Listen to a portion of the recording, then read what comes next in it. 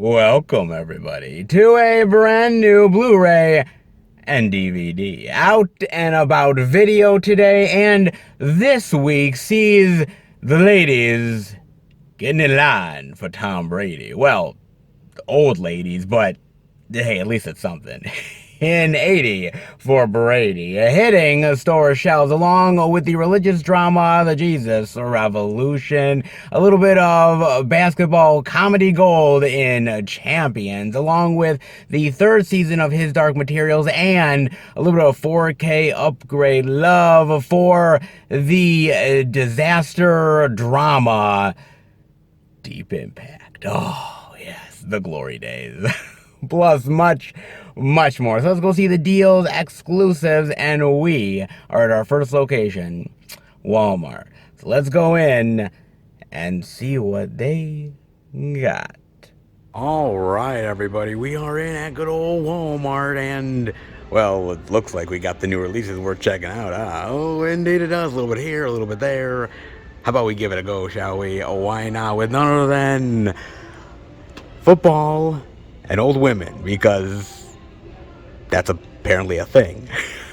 In 80 for Brady, the Blu-ray digital for $22.96, the DVD for $19.96.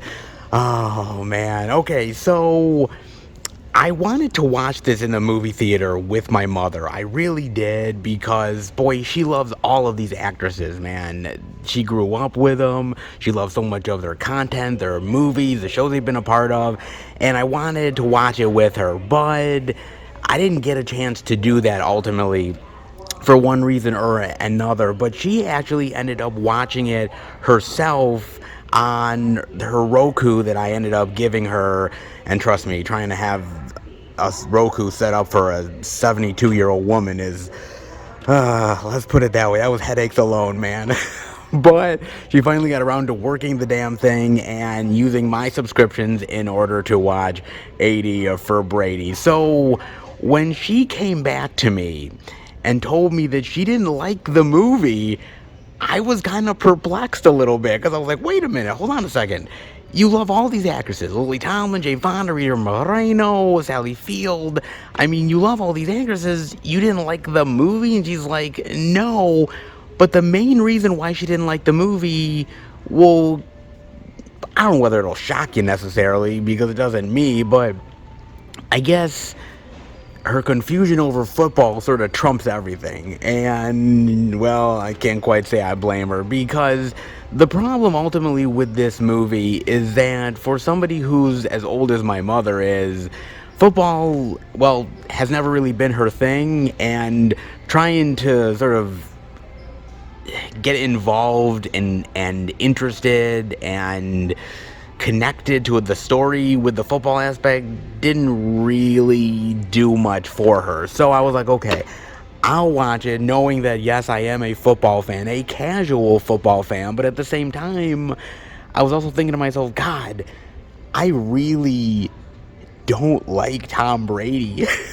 Oh man, I don't, dude. You gotta remember, I'm a Buffalo Bills fan, okay? I'm not the most hardcore Bills fan of all time, but Tom Brady, for the longest time, being on the New England Patriots, then being with the Bills on the same division, us getting our asses kicked constantly, yeah, I didn't really like the dude, okay? I'm still not really a fan. I mean, do I respect him for his football prowess? Yes, I absolutely do. But I don't technically have to like the dude. So 80 for Brady, I was like, shit, man. Like, I want to watch it because I love these ladies, but I don't like Tom Brady. So, man, this is one hell of a fucking conundrum, isn't it? Jesus, it is, dude. I mean, basically, it's about these older women who basically found a lot of purpose through loving the Patriots, loving Tom Brady, and their friendship has really been truly highlighted by this love for the New England Patriots, and they have really been able to find purpose and a sense of survival and hope in life through loving Tom Brady, and the perseverance and the outlook of being there for the little guy. Just because you're counted out doesn't mean you're necessarily done, right? So I like that idea behind it. And they also end up realizing that, oh my God, this could be Tom Brady's last season as a New England Patriot. He's getting older, and they're going to the Super Bowl. This could be their last chance to truly see Tom Brady in a Super Bowl and actually experience it live and in charge and seeing them win in this great, glorious fashion. So they try to get tickets. Well, they get tickets. And then it's all the hilarious complications in order to get to the game and to watch the game. And, you know, when you're old, hilarity comes in all kinds of forms, apparently. It really does, especially for these ladies, man. And like I said, my mother was really confused by the whole football aspect to it. I mean, she still loves these actresses, and I think for her, even though she didn't really love the movie, she still loves the actresses enough to say that it was worth it to just to see them on screen again, right? And I would say that's true to a certain extent, man, but even me as a football fan, I appreciated what they were trying to go for with this movie, and I like the whole idea of the little guy and being counted out, and the idea that nobody really thinks much of you and you're kind of dismissed by society just because you're older. I mean, there's a whole aspect and idea to it, right?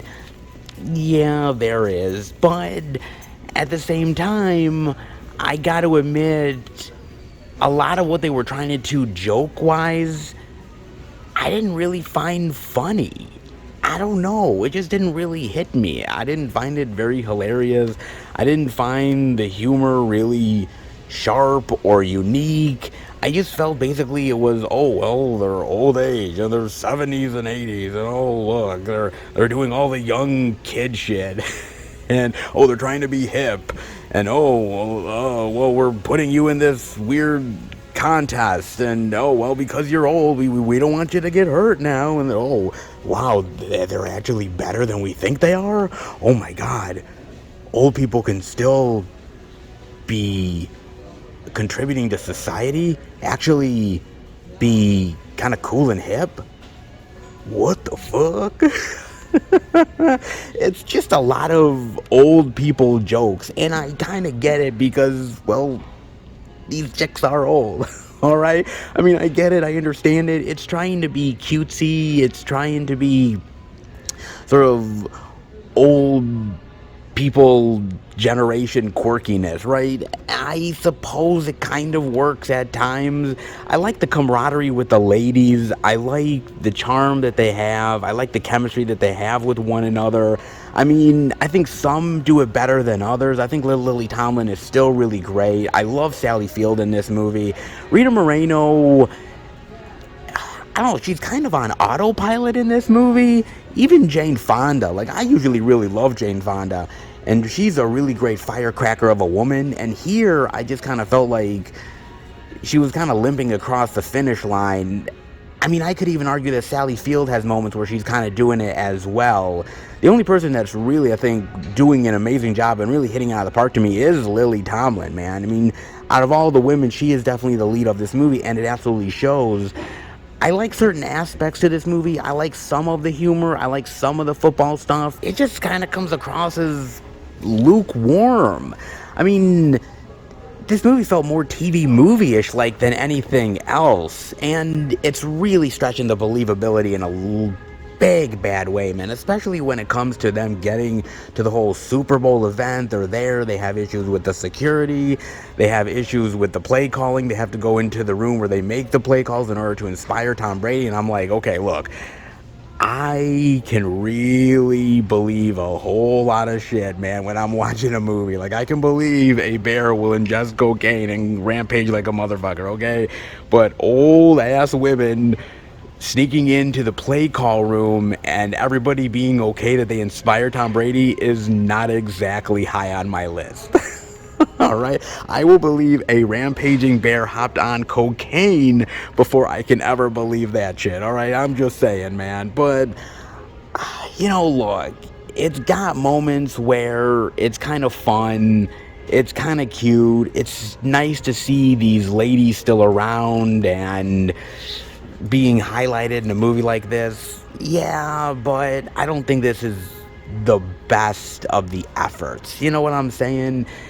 It has moments where there is some nice humor. You do chuckle, you do laugh, you do like seeing these old women in these hilarious situations, but it does get tiring really quickly. And after a while, you're just kind of over it. Yeah, it kind of is the truth, man. It has moments. And if you like Tom Brady, if you like the New England Patriots, then this is a movie for you. But for me, as much as I love all of these ladies, and trust me, I truly do, as an old school movie lover, I grew up with them in a big bad way. But I'm not a Tom Brady fan, and well, the movie isn't as clever as it wants it to be. Old ladies can still be inspiring, football can be inspiring. Tom Brady, maybe. But the combination of all three, yeah, not so much. From football loving old ladies to basketball misfits, yes. And champions, the collector's edition DVD for a $14.96. A little bit of quirky comedy love, never hurt nobody, and well, I figured why not give it a go as I watched it on Peacock because, oh, by the way, I still have a subscription to the service, so I might as well watch the damn thing. So I did indeed, man. I had kind of heard a little bit here and a little bit there through Facebook, social media, whatnot, and I heard some people really liked it, some people thought it was okay. I still wanted to give it a go, man. I mean, I love Woody Harrelson.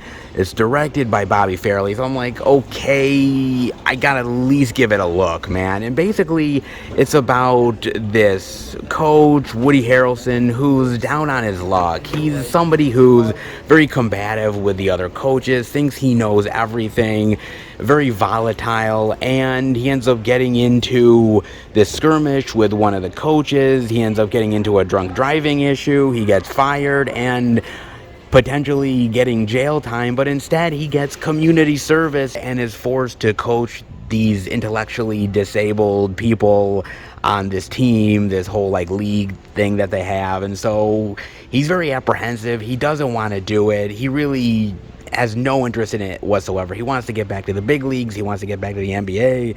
Ain't nobody gonna be hiring his ass. So it's either jail time or coaching this group of, some people will call misfits, but we won't go there.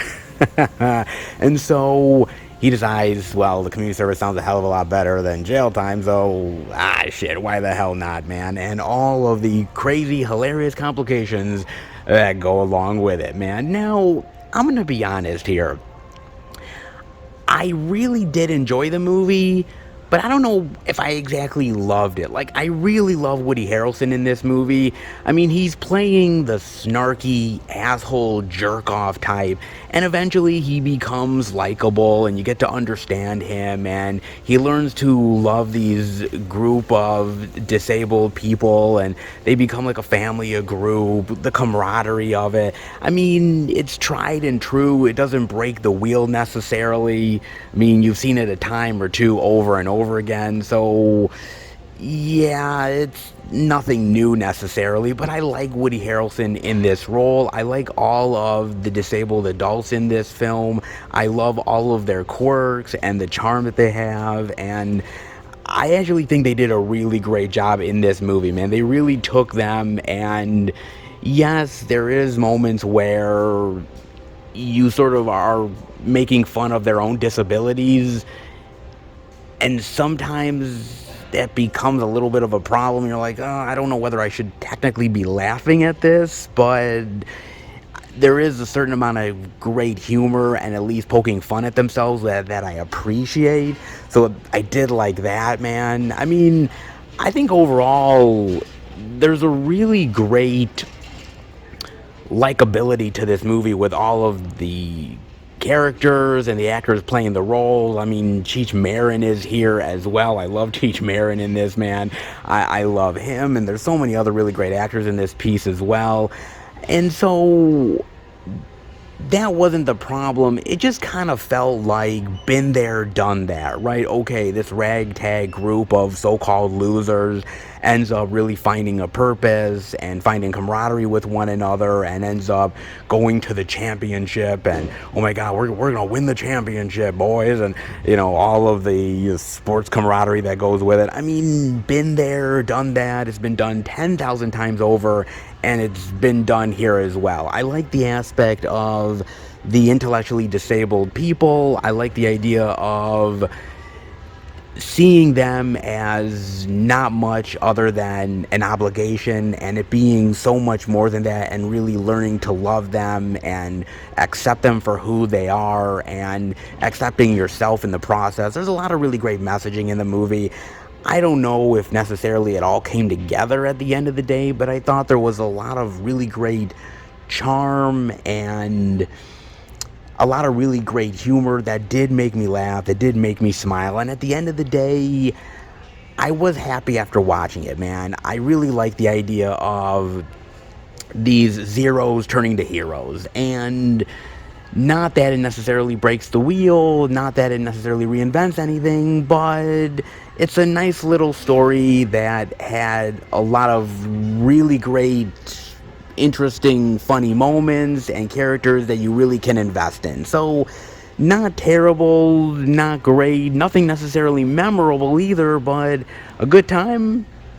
Yeah, Champions definitely is. If you can't find inspiration in the disabled, you definitely need Jesus. Oh, you do indeed, man. The Blu-ray DVD digital of Jesus Revolution for $19.96, the DVD for $17.96. More Jesus, Christianity, loving goodness. Why not, man? I see this stuff every now and again, going to the stores, and yet it just never ends, man. I guess as a Jew, I just got to accept it, don't I? I seriously do, man. But hey, if it's packaged in the nice way, if it ends up actually relating to me in one way or another, maybe it's not half bad. Maybe it's not, man. I got a chance to check this thing out on Amazon Prime, and I wasn't exactly looking forward to watching the damn thing. As I've said, man, I've seen a lot of these type of shoving Christianity down your throat type of movies, man, and quite frankly, it's just not for me. Some, as I've said, are better than others, but I was really apprehensive about this thing. But then I saw some of the cast. I'm like, Kelsey Grammer. Man, I love Kelsey, dude. And I'm like, okay, he isn't always the best from time to time. And yeah, he has went down the straight-to-DVD route occasionally, but hell, there's always redemption for people, so why not, man? So basically, this is based on a certain amount of a true story of back in the 70s. There was this really interesting time in the world, a revolution, I would say, man. And you gotta really think about it for a second, because there was the Vietnam War going on, there was the rise of hippies and a certain type of culture and music and way of being, and it was a culture clash. It truly, honestly was, man. And a lot of these hippies didn't really know who they were necessarily or where they belonged in society. They just knew that they were misfits. And a lot of people were pointing fingers at them and blaming them and chastising them and all kinds of things, right?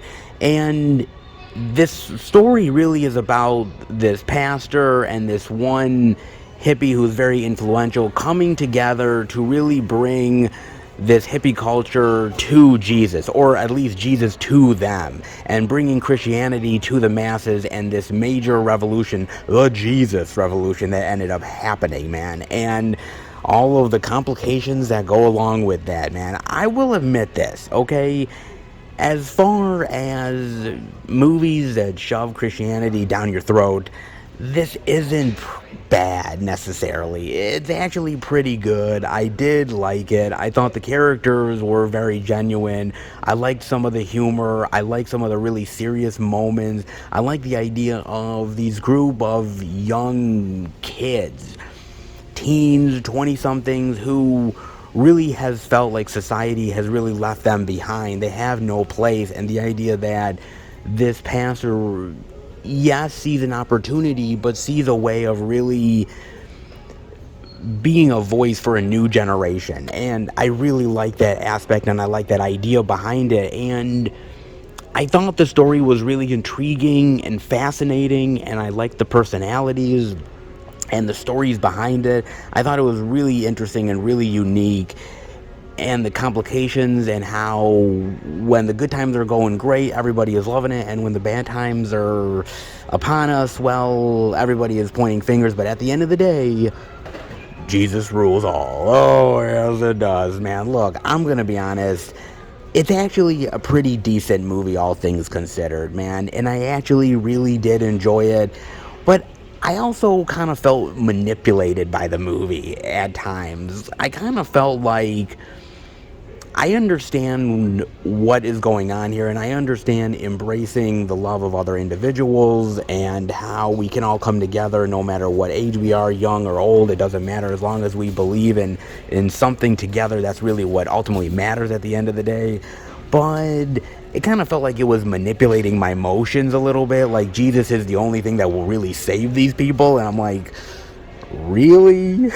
I'm like, I don't know necessarily about that, but I like that they really took this movie as an outlet to really teach a generation about love and acceptance and appreciating something higher than themselves. And that's ultimately what it is at the end of the day. I mean, take Jesus, take Christianity out of it, and it could be whatever it is, man. And I really appreciate that messaging behind it, man. I'm not a Jesus freak. I don't love Christianity. Folks, I'm a Jew, okay? All right, man.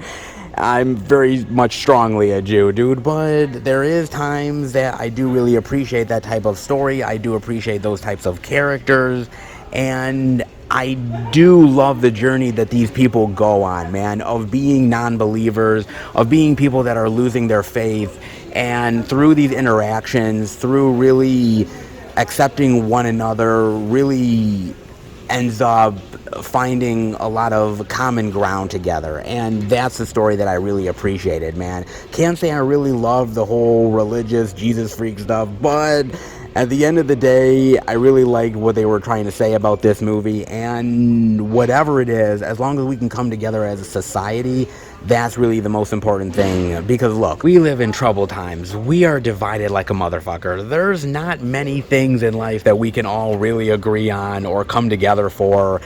But if there's something that we can, why not do it? And the fact that we can learn from mistakes of the past, we can learn from history, and if this movie proves anything, is that we can come together for a common cause, common ground. We can see eye to eye. If it's Jesus, sure, why not? But hey, if we can all learn to love each other, isn't that the most important thing? Peace, baby. You gotta love hippies. To catch a killer, you need to think like a killer. And, well, we're talking about Cole Hauser here, so, yeah, that's a stretch. And The Ritual Killer, the DVD for $12.96, yes. Straight to DVD, hunting for a killer goodness, a deadly hunt. Whoppit it is, baby. Oh, yes. Because I got a chance to watch this on Amazon Prime, and I did because, well, I kind of sort of like Cole Hauser, just a wee bit, man. I mean, there's things that I liked him in. Pitch Black, he was really good in.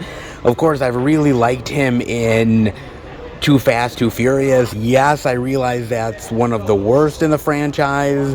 Yeah, I know, but I kind of liked him as the bad guy, cheesy as it might have been. Hell, he's even really good in the moments that I've seen him on Yellowstone. So, okay, sure, why not? And Morgan Freeman, I'll always like Morgan Freeman. I'll always watch whatever he's in. I mean, he played God, for Christ's sake.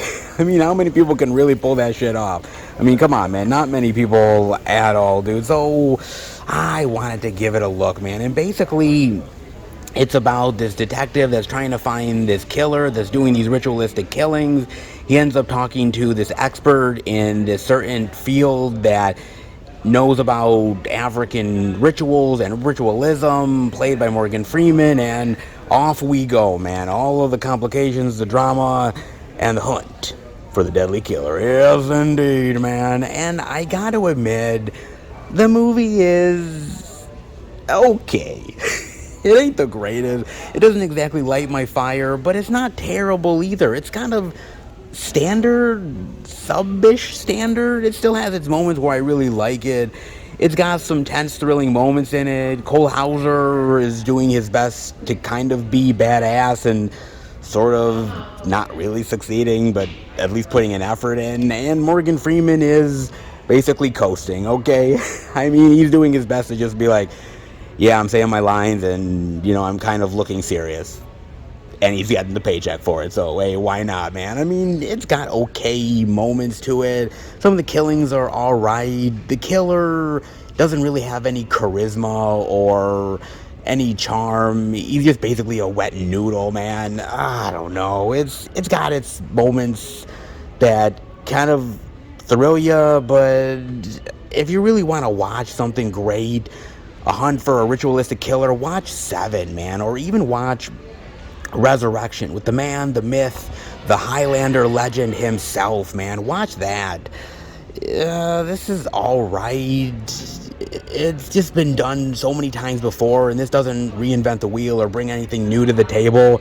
But then again, with all these genres, there's all these type of movies that just do the same thing over and over and over again, and doesn't really bring anything new, exciting. It's just the same old thing, just repurposed and repackaged in a different form. Just not nearly as good, man, especially when it comes to straight to DVD, and you kind of know what that's all about, guys. Yeah, you kind of do.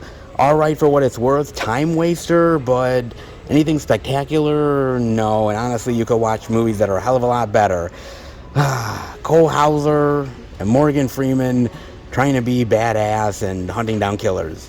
You'd think it would be really good. You think it would be tense, edge of your seat, but honestly, God and the wet noodle bad guy from Too Fast, Too Furious, shocker and surprise of a lifetime, but yeah, not so much. Who's up for a little bit of DC animated love? I know I am, with Justice League and RWBY, Superheroes and Huntsmen, Part 1.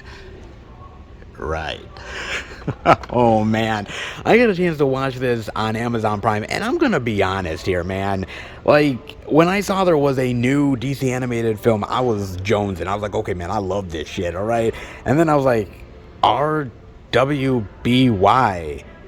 I have no goddamn clue what this is. And I'm like, what?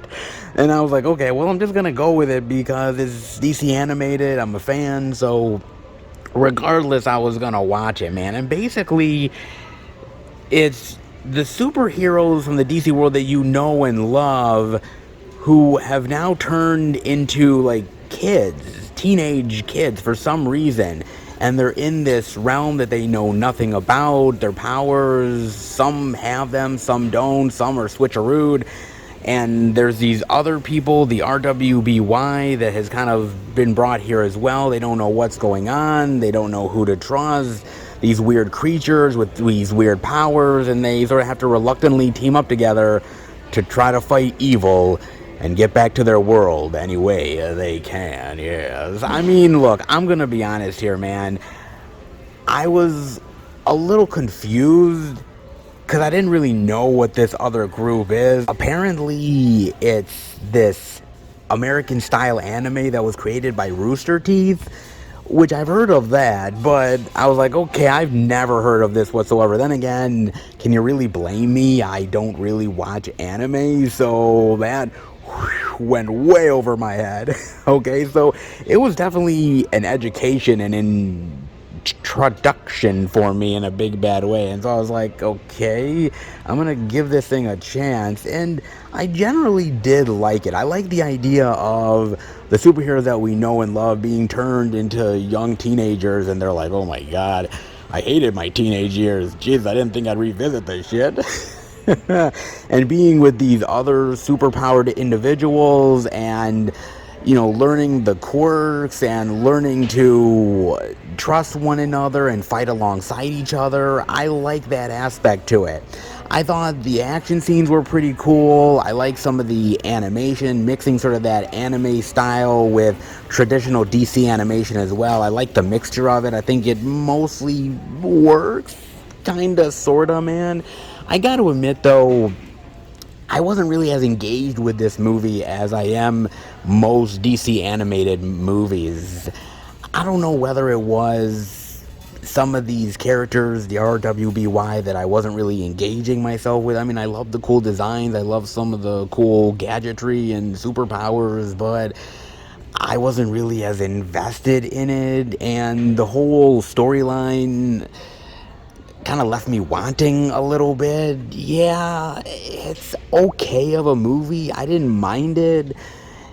It just kind of felt kind of boring to me a little bit. And the movie is like an hour and 20-ish, and I gotta tell you, it really felt like it was dragging in a big bad way, man. And that's the first time I can ever really say that for a DC animated movie. I mean, I still like moments to this. I like the voice acting, I like the animation, I like some of the fight sequences, superpower stuff. I mean, all that is still really cool, but as far as the story itself and being engaged with the characters, not so much. I gotta admit, this is, to me, one of the lesser DC animated movies.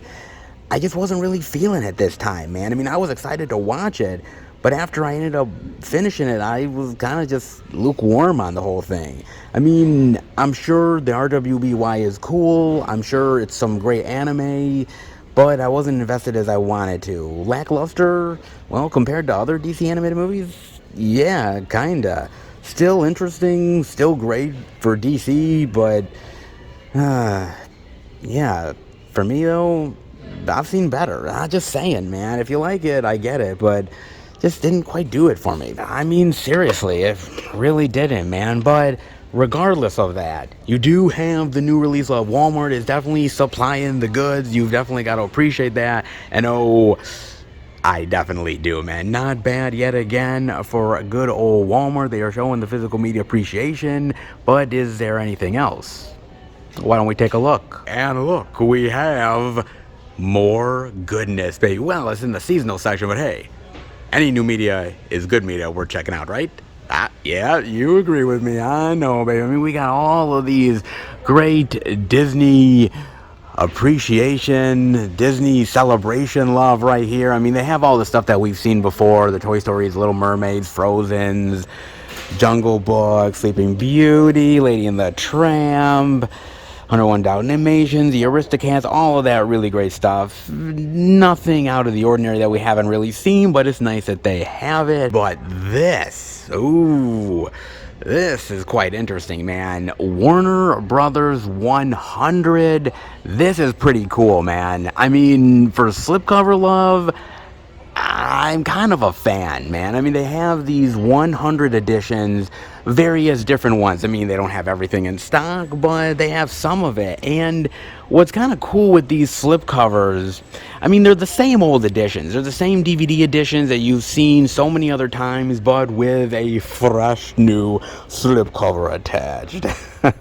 And for all you Slippy lovers out there, this is a pretty cool thing, man. And I think what makes this unique, actually, is this. So yeah, the design is cool, don't get me wrong. I really like some of that stuff, man, like the Gremlins, but this is even cooler. Look at this, man. Yo, all of the imagery from the Gremlins movies right on the inside, dude. That is pretty cool. And it's actually for all of them. It's not just for this, it's for all. I mean, you have stuff for the Dark Knight trilogy, they have it for The Conjuring, the classic for film collection, Friends, Harry Potter, the old school Batman, Elvis, for God's sakes, Teenage Mutant Ninja Turtles. I mean, the 5 film collection, and they have stuff from all of it right there, man. That's pretty cool as far as slipcover love, man. That is pretty goddamn sweet. The DC 7 film collection, Jetsons, Lethal Weapon. Oh my god, man, look at that. And they are really too over this shit. Wow, man. Looney Tunes, The Matrix, Mad Max, the 4 film collection. Oh, that's sweet. Look at that, man. That's awesome. Beetlejuice, Police Academy, Final Destination. Oh, that is awesome. Look at that. That's pretty cool, dude. Oh, that's awesome. Nice, man. That's pretty cool, Slippy Love, man. It kind of reminds me of Paramount Presents. Those Paramount Presents lines that have the slipcover where you open it up and they have like the poster artwork right there, which is really cool, man.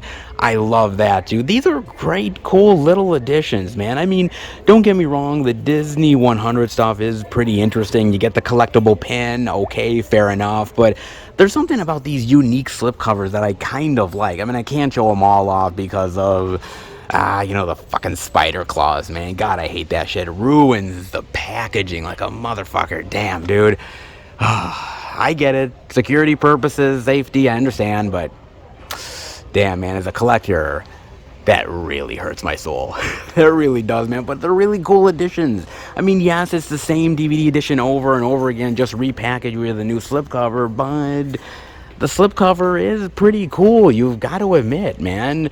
I mean, if you're a fan of this stuff and you don't have it already, getting this edition with the slipcover, that is pretty sweet, all things considered, and not bad prices. I mean, $19.96 for a 6-film Middle Earth collection, $24.96 for 10 Clint Eastwood films, the Dark Knight trilogy for $12.96, the 7-film Conjuring stuff for $24.96, the Elvis collection for $15. I mean, this is a pretty cool little celebration of Warner Brothers, man, and some really great prices. So if you see this at Walmart, if you don't have some of the editions and are still into DVD, this might be the way to go, just saying. I actually kind of think Warner Brothers one-up Disney on this just a little bit. Like I said, I still appreciate the fact that they're putting these out, but, well, if you're going to pick one appreciation over the other, yeah, I'm picking this, just saying, man. That is pretty cool. That's pretty rad. And, I can't always say I go for a new slipcover love, because sometimes it's just a gimmick for gimmick's sake. And maybe this is, but it's still pretty cool. Come on, man. It really is not bad for this new Slippy Love. Pretty interesting indeed. You got to appreciate it. No, I definitely do. But we ain't done yet, baby, because, well, there might be a tad bit of indie love we're showing off. Oh, there might be indeed. Let's dive into more physical media Walmart goodness. I'm up for it.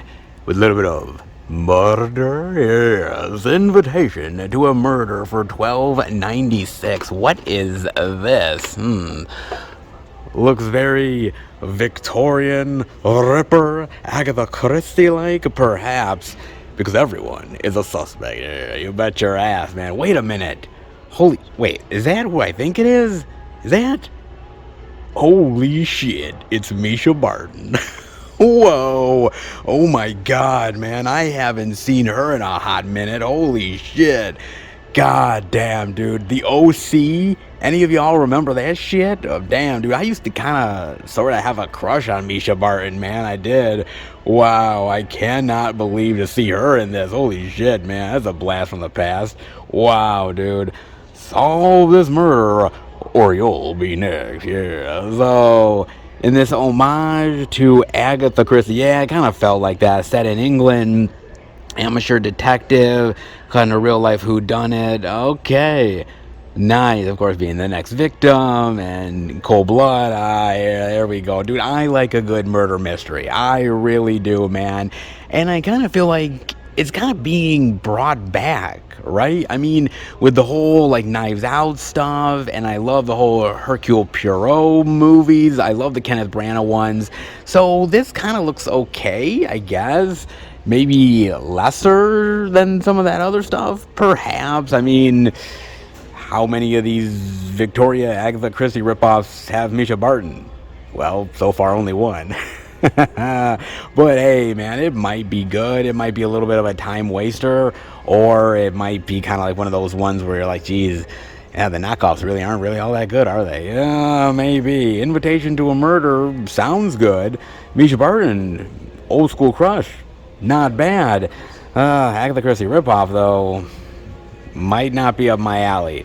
I don't know, I may just stick to Knives Out or the Kenneth Branagh stuff, because those murder mysteries actually intrigue me a hell of a lot more than Misha Barton, Agatha Christie ripoffs. Could be good, could be bad, but it's a mystery I'll probably skip. If you can't outchase the storm, you might as well die from it. Oh, yeah, the Supercell, the DVD for $12.96.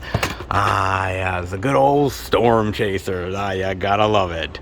Because the chase is on. Yes. Oh, that's a great cover, man. I mean, if that doesn't say danger, I don't know what does, man. And if I was the van, I'd probably move my ass pretty quickly. I would indeed, dude. I got a chance to watch this on Amazon Prime, and I gotta be honest here, it kind of intrigued me. Just the whole, okay, Storm Chaser aspect to it. I was like, okay, I'm gonna give this thing a go. On top of that, the actors involved with this thing. I mean, you've got Alec Baldwin, you've got Skeet Ulrich, you've got Anne Heche. I'm thinking to myself, oh my god, like, Anne Heche, she's still in stuff. Stuff is still being released long after she's passed away. And I'm like, that's kind of intriguing to me, man. So just for her alone, I thought this has got to be at least worth a watch, right? Maybe. So I gave it a go, man. And basically, it's about this teenage boy, William Brody, and when he was very young, he lost his father to this tornado storm, and his mother has kind of been keeping him away from that, not really wanting him to be very adventurous, not wanting to lose him like she lost her husband. But eventually, curiosity sort of peaks, right? Kills the cat, so to speak. And so he ends up really wanting to know what his father was all about and what he did and how he did it, what made him tick, and wanting to be the adventurer just like his old man. And all the complications that go along with it, baby. You know, look, I'm gonna be real. There is a part of me that appreciated this movie at moments and at times, but I kept thinking to myself, the more I was watching this, I'm like, dude, this is clearly a Twister ripoff, man. I mean, my God, dude. I mean, right down to the storm chasing aspect and certain scenes, I'm like, dude, that is like a straight up ripoff of Twister in a big bad way. And I like the idea of this young man who really wants to get to know his father, what his father really did, and the idea of everybody pushing him away from that, but him trying to go towards it. And I like the idea of all of these older people who once were the exciting youngsters doing this are now jaded and just don't want the young generation to make the same mistakes that they did. And I like that whole dilemma about that. I really like that. I like Skeet Ulrich playing the uncle, very apprehensive, somebody who watched not only family die, but feeling like he lost a part of himself as well and not wanting to see his nephew really going down that road. I also really like the mother role played by Anne Heche and how she loves her son, but she really wants to keep him away from the danger, but she knows that that's just only a temporary thing because he's gonna do it. And her struggle and emotional dilemmas, I really love that stuff as well. I love the young man playing William Brody. I thought he was very headstrong and adventurous. I liked him. Alec Baldwin is kind of on autopilot here, but he's okay. I mean, it's got some good moments overall. I thought the acting was alright for what it is. Problem is, it's just not all that exciting or adventurous. I mean, even when all the storm stuff is going on, the tornadoes and all of the crazy shit that's happening around them, I was never really thrilled by it or excited. It just didn't really get me going necessarily, and that kind of sucks, dude. I don't know. I don't think the story really, moved me enough, or it didn't really keep me interested. Some of the characters I liked some of the emotional arcs, but it just didn't do it for me like Twister did. Twister really had the ongoing excitement. I mean, every single time you're on the edge of your seat, it's a thrill ride, man. They just kept the intensity going.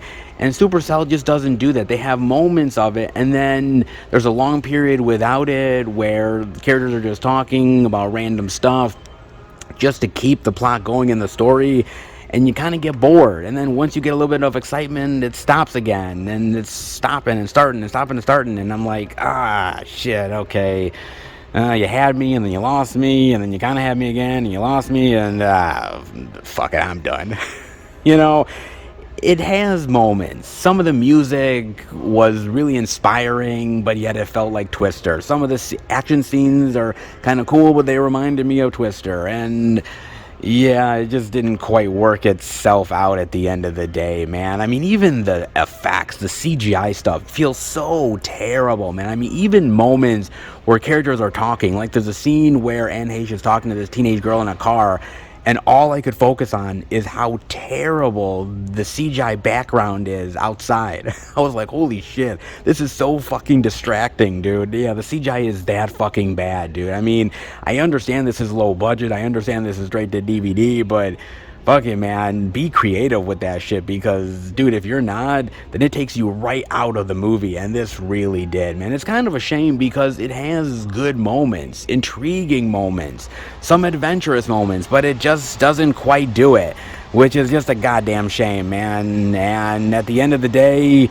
well, just watch Twister, because you'll have a hell of a lot better time and not deal with a lot of the extra bullshit added to it. Yeah, just saying, man. Moments, possibilities, but ultimate letdown, yeah, pretty much. Family is thicker than blood. Well, sometimes. With this group, I'm not so sure. In Blood Relative, the Shudder original, the DVD for $9.96. Yes, because the most important thing that you have to realize is that family thugs. Yes, indeed it does, baby. Oh my god. I got a chance to watch this on Amazon Prime because I love a good vampire movie, man. I truly do. I think the vampire subgenre of horror is some of my favorite, man. I mean, yes, not all of them are good. Lord knows I've seen some turkeys in my day, but I do love a good vampire tale when it's done right. And I'm like, okay, Shudder has kind of impressed me a little bit here, a little bit there at times, so I continue to give Shudder a chance. Why not, dude? So yeah, I paid like $4 to watch the damn thing on Prime. Okay, I did.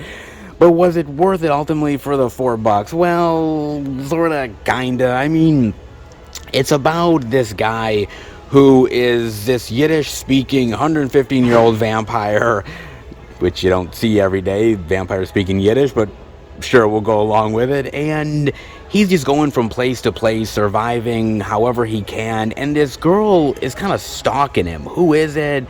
Why is she doing this necessarily? Well, come to find out, she's actually his daughter, which brings up a whole lot of other complicated questions.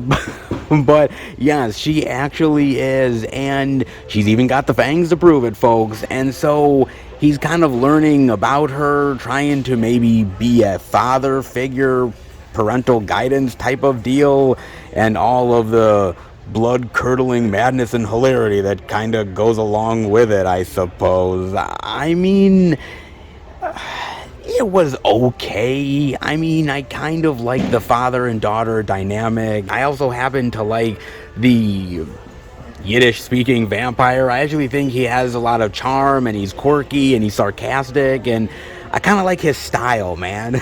I actually really do. And I thought to myself, God, he's Yiddish-speaking, so clearly he must be Jewish, right? Because, well, Jews are the ones that are mainly speaking Yiddish, so I'm like, damn, dude, a Yiddish-speaking vampire? My people are being represented? Okay, about goddamn time. The problem is, yes, some of the things that I like, and the personality and the charm of some of the characters, and I like some of the dialogue and the quirkiness, and some of the comedy kind of hits, but at other moments I thought it was kind of lame. Like, yeah, some of the comedy does hit at moments, but for the most part it really falls flat, and I barely laughed. I kind of chuckled here and there, but that's about it. And also, for a vampire movie, this is very tame. I mean, really tame. Like, PG-13 style tame. I don't know if this is an R-rated or not, but damn, dude, it might as well have been. They barely have any blood here, and if they do, you really don't get to see much of it. Even the killings, like some of the brutal killings that would have been really cool to see on screen, you don't even get, man. It's all kind of like matter of fact. Yeah, I killed a piece of shit, and then I'll suck their blood off screen for some weird reason, man. It's all kind of the aftermath stuff, but you don't get to really see the brutality, which kind of sucks. And I think that would have been a cool little add-on to it, man. This little kind of demented, twisted family tale, man, of vampires gone terribly wrong, man. And I kind of would have thought that would have been cool, but they just don't go there, man. And it just kind of loses a little bit of its bite. No pun intended, man. I mean, it was supposed to kind of feel like a cross between Near Dark and maybe the comedic sensibilities of Vamp.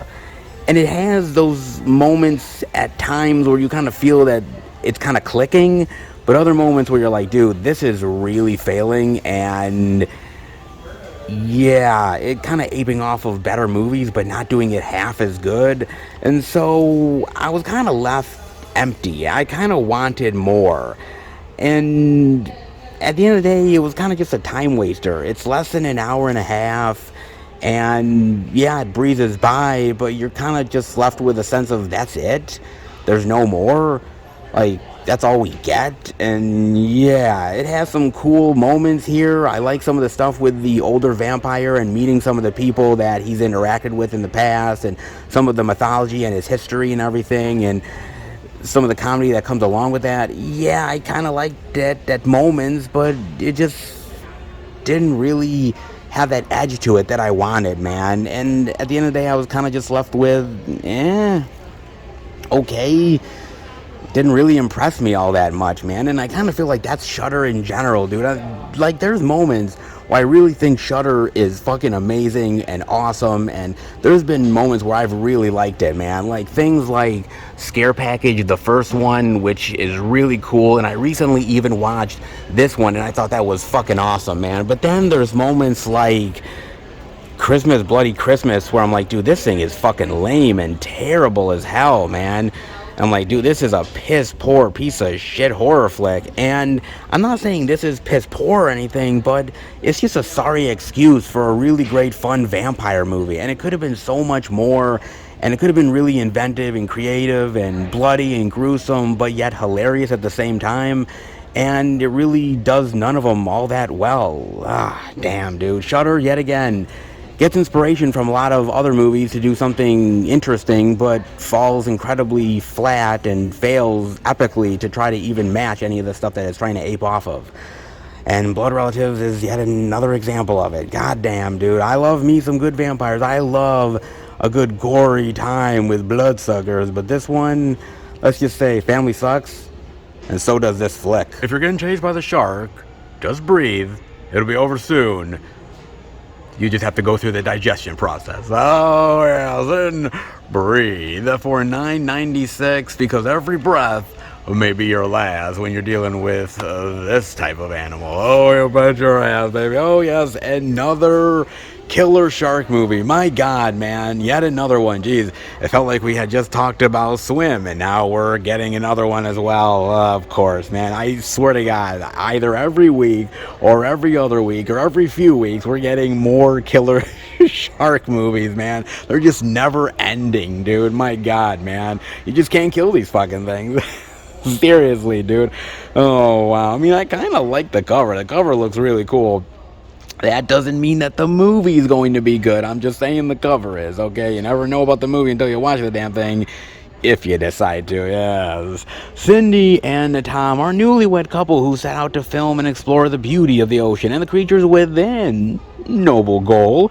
But things take a dangerous turn on their latest dive as they and their friend find themselves trapped in an underwater cavern with oxygen rolling low and sharks circling nearby. They must stay calm, focused, and most importantly, breathe. That's the most important thing, is breathing.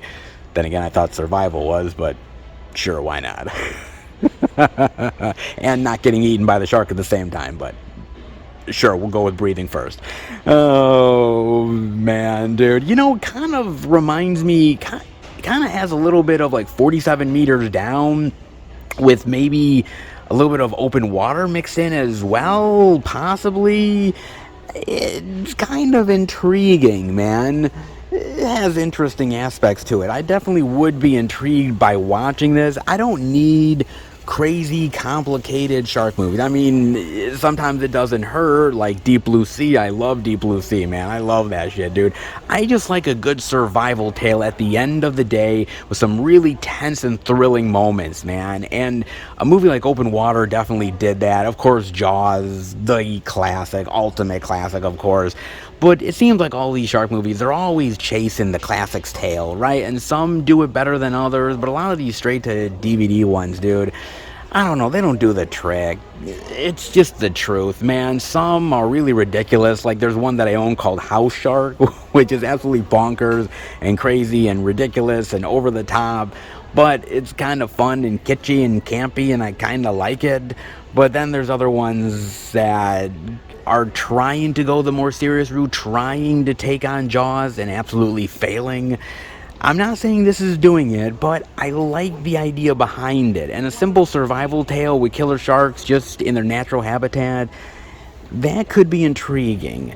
I never know about these straight-to-DVD ones. Some end up working out more than others, and others just end up failing like a hot mess. Where will Breathe go? Well, it's anyone's guess, but more killer shark goodness. Add another one to the pile. Let's hope at least it's a little bit more successful than some of the other ones out there. Well, let's hope, man. Interesting indeed. More shark goodness, and I guess, well, overall, guess I can't complain. Sharks always get their just desserts one way or another. And I'm sure at least if there's some cool deaths, maybe worth it. Maybe indeed, man. For $10, can you really complain? Nah, I doubt it. Not bad, and not bad for the indie appreciation. Love, look at this. Pretty goddamn sweet, man. A little bit here, a little bit there. And definitely a very happy physical media camper. I can definitely appreciate it. Not bad indeed. I can dig it. With all the physical media love, let's head out. Well, what do you know? Walmart comes through yet again, baby. Then again, it's kind of becoming a regular thing. I come in here and they have the physical media love and I show it off and I'm on my merry way. And I come back the following week and they have more of it. Man, it's just that easy. It really is, dude. And then I'm damn glad that they are showing off the physical media love, and they continue to have some really great additions, slipcover loves, new release appreciation. Yes, 2023 seems to be a year that the first Walmart is making one hell of a comeback, and I can't say that I don't approve because, well, you know me and movies and physical media love, because if they're putting out anything, I'd rather it be the movies. I'm just saying, baby. I'm just saying indeed. Everything else can go low on stock, but as long as they have the movie goodness, I'll keep coming back. Oh, yeah, you bet your ass, man. Not bad indeed. A lot of really great variety, a lot of really great, unique, and interesting releases. And definitely happy that Walmart was doing their due diligence. Happy indeed, man. Not half bad. Definitely loving it this week. Hope you are as well. But there is more physical media love out there, or at least I believe there is. How about we go to more stores and hopefully they will have the same appreciation we're showing off.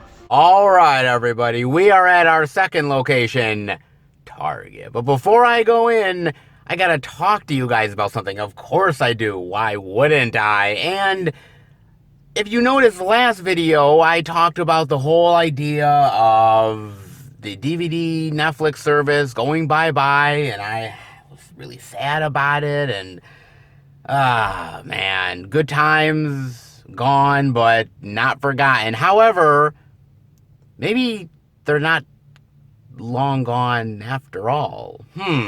From Cord Cutters News, Redbox wants to buy Netflix's DVD business?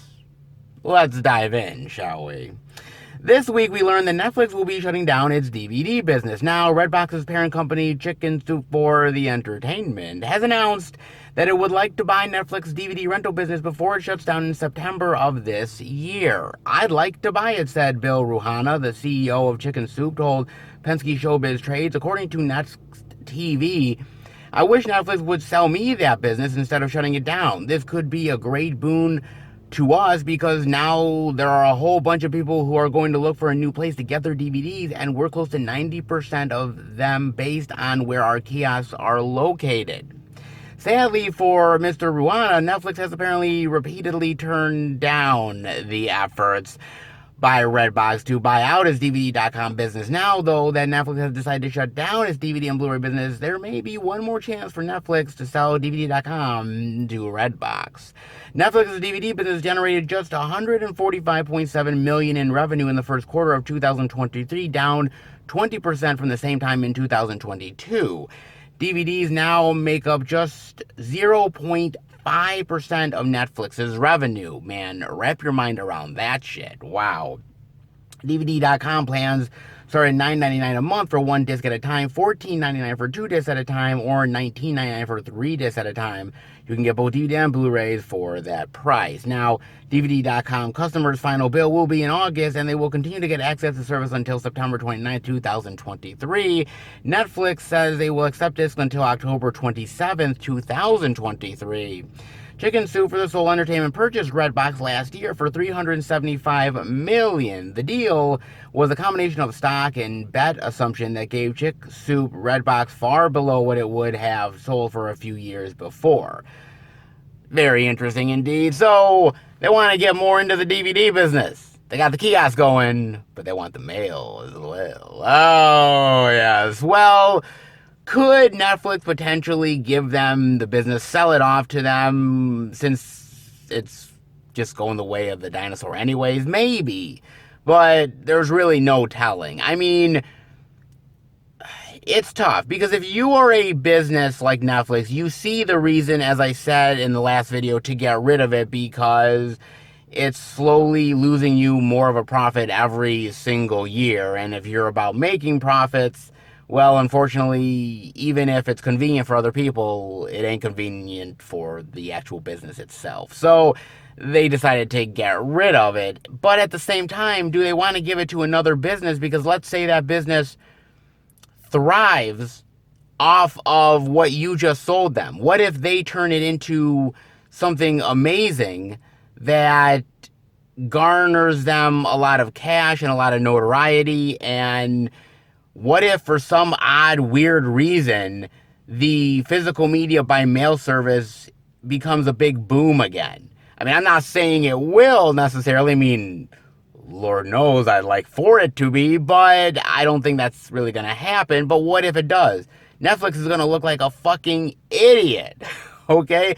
And so, do they want to sell off that property to somebody else? I don't know. I kind of have a feeling that it's not going to happen, guys. I mean, cross my fingers and toes and everything like that, that maybe the service will be saved. Maybe, possibly, kind of. But just because it goes over to Redbox doesn't necessarily mean that it's better. All right? I mean, yes, Redbox is a company that is still putting out physical media, and the kiosks are still there, and easily accessible for folks. That's a great thing. And of course, they want to continue that, and this is a service that speaks volumes to them. I can't quite say I blame them. But at the same time, you know, Netflix has a very sprawling service. They have a very big footprint within the industry itself. And I don't know if Redbox necessarily has that type of in with a lot of these studios the way that Netflix does. I mean, I'm just saying. I mean, I've told you guys in the past that literally there have been Redbox employees that would come into Target and literally buy up a whole bunch of Disney stuff just to put into their kiosks. That is literally a fact. It's happened before. Hell, I get testimonial from the electronics manager all the goddamn time, folks. So, I mean, they don't have access to everything like Netflix usually does. So, how well would the service transfer from one business to another? Maybe it would transfer fine, but I don't think it would be as smooth as you might think it would. But then again, look, we're leaving a lot of customers in the dust. I will be fine at the end of the day when the service ends. Yes, I'll be sad and melancholy, you name it, but there's a lot of people out there crazy enough to think about it that all they do is get their discs and get their entertainment through physical media. There is still a decent amount of a population out there, crazy as it may be, that doesn't have internet, that doesn't have some of those things that you and I easily take for granted, and just literally get their physical media through some sort of physical media service. And this was really one of the last ways for them to do it. And so for it to be cut off like that, that's fucking brutal, man. I don't know if I necessarily agree with it. And seeing that Redbox wants it, I think Redbox sees it as, yes, a business opportunity that can make them a lot of money. But also, I think they see it as a fact of, hey, this is a service that people are still subscribed to. People still want it. People still want access to it. And why get rid of it if there's still a need for it? And I can't quite blame that either. I mean, look, I don't always love Redbox, and Lord knows I've bought Redbox before, various outlets, and I've gotten badly scratched discs, really bad condition. I'm like, dude, these people don't exactly keep their stuff in the highest, absolute pristine condition you've ever seen, man. They really don't. So I just wonder how it would all happen necessarily. I like the idea. I like the idea of this service being saved by another service that is very much into physical media and wanting to keep it alive. I like that. But how would it technically all go about? I'm not quite sure, man. Like I said, all the good things from physical media are pretty much dying, man. The blockbusters are pretty much gone. Hollywood Videos, Video King, Family Video. You know, a lot of the retail stores aren't carrying physical media like they used to. On top of that, now, I mean, the Netflix service is going. So really, I hate to say it, but Redbox really is the last vestige of, like, rental service you can possibly imagine. And it's so weird. Like, out of all of them, Redbox has survived, man. It's just wild. But, I mean, if they're willing to give a good offer, maybe Netflix should entertain it. Just saying, man. It might not be the service you remember. It might not be the service you exactly want, but would you rather it be gone instead of just having it be not as much as what you used to know it as? I mean, just saying, man. Versus having it, not knowing what you might get versus not having it at all. Just saying, man. Let me know what you guys think. Very interesting indeed. Dying to find out about that one. You know where I land on it, but definitely let me know. But what about Target? Is there the physical media love this week? Well, I hope there is. How about we go in and check it out? All right, everybody. We are in at none other than Target. Oh, yes, with the new release love. And damn glad that they have it yet again this week. Not crazy plentiful, but just enough to keep us going. So let's dive in, shall we? None other than the youthful women. Well, at least in spirit. With 80 for Brady. The Blu-ray digital for $22.99. And I'm going to tell you a very shocking fact about this movie, folks. It's made for the senior citizen crowd. What? No, it can't be, Seth. I thought it was made for the teeny boppers. Well, no, you'd be wrong. Oh, you would be indeed, baby, yes, because the senior citizen crowd is getting to be more of a factor in our entertainment these days. It's not just back in the day with those Wilford Brimley diabetes commercials. Oh, it is so much more than that, man. It truly, honestly is, man. Because, well, older folks are living a hell of a lot longer than they did even 20, 30 years ago. And, well, it's not just the young adults that need the entertainment. It is also the older crowd that still puts in their money, that still puts in the value of the entertainment dollars. And they need to be entertained. They need to be catered to just as much as any other demographic out there. And it's movies like 80 for Brady that continue to at least scratch the itch to a certain degree. Now, does that mean that there's a certain movie that is categorized for old people? Maybe back in the day it was, but now I think those lines are starting to be blurred quite a bit because what does it really truly mean to be a movie made for senior citizens? You can ultimately say any piece of entertainment can be made for any age group. Hell, old folks can enjoy Cocaine Bear just like anybody else. But it's kind of interesting because my mother was talking to me and she lives in this senior complex, not a senior assisted living, but just a regular old senior apartment complex, right? And occasionally, every single month, they do movie night. And my mother was talking about how, well, they might show us Cocaine Bear. And if they do, I don't think they're going to get much of us going. I don't think many old people are gonna watch Cocaine Bear. And I thought to myself, well, I guess it depends on the mentalities, really. I mean, maybe old folks nowadays might not be into Cocaine Bear, but maybe 30, 40, 50 years from now, if I was in a senior complex, hell, I'd watch the shit out of Cocaine Bear.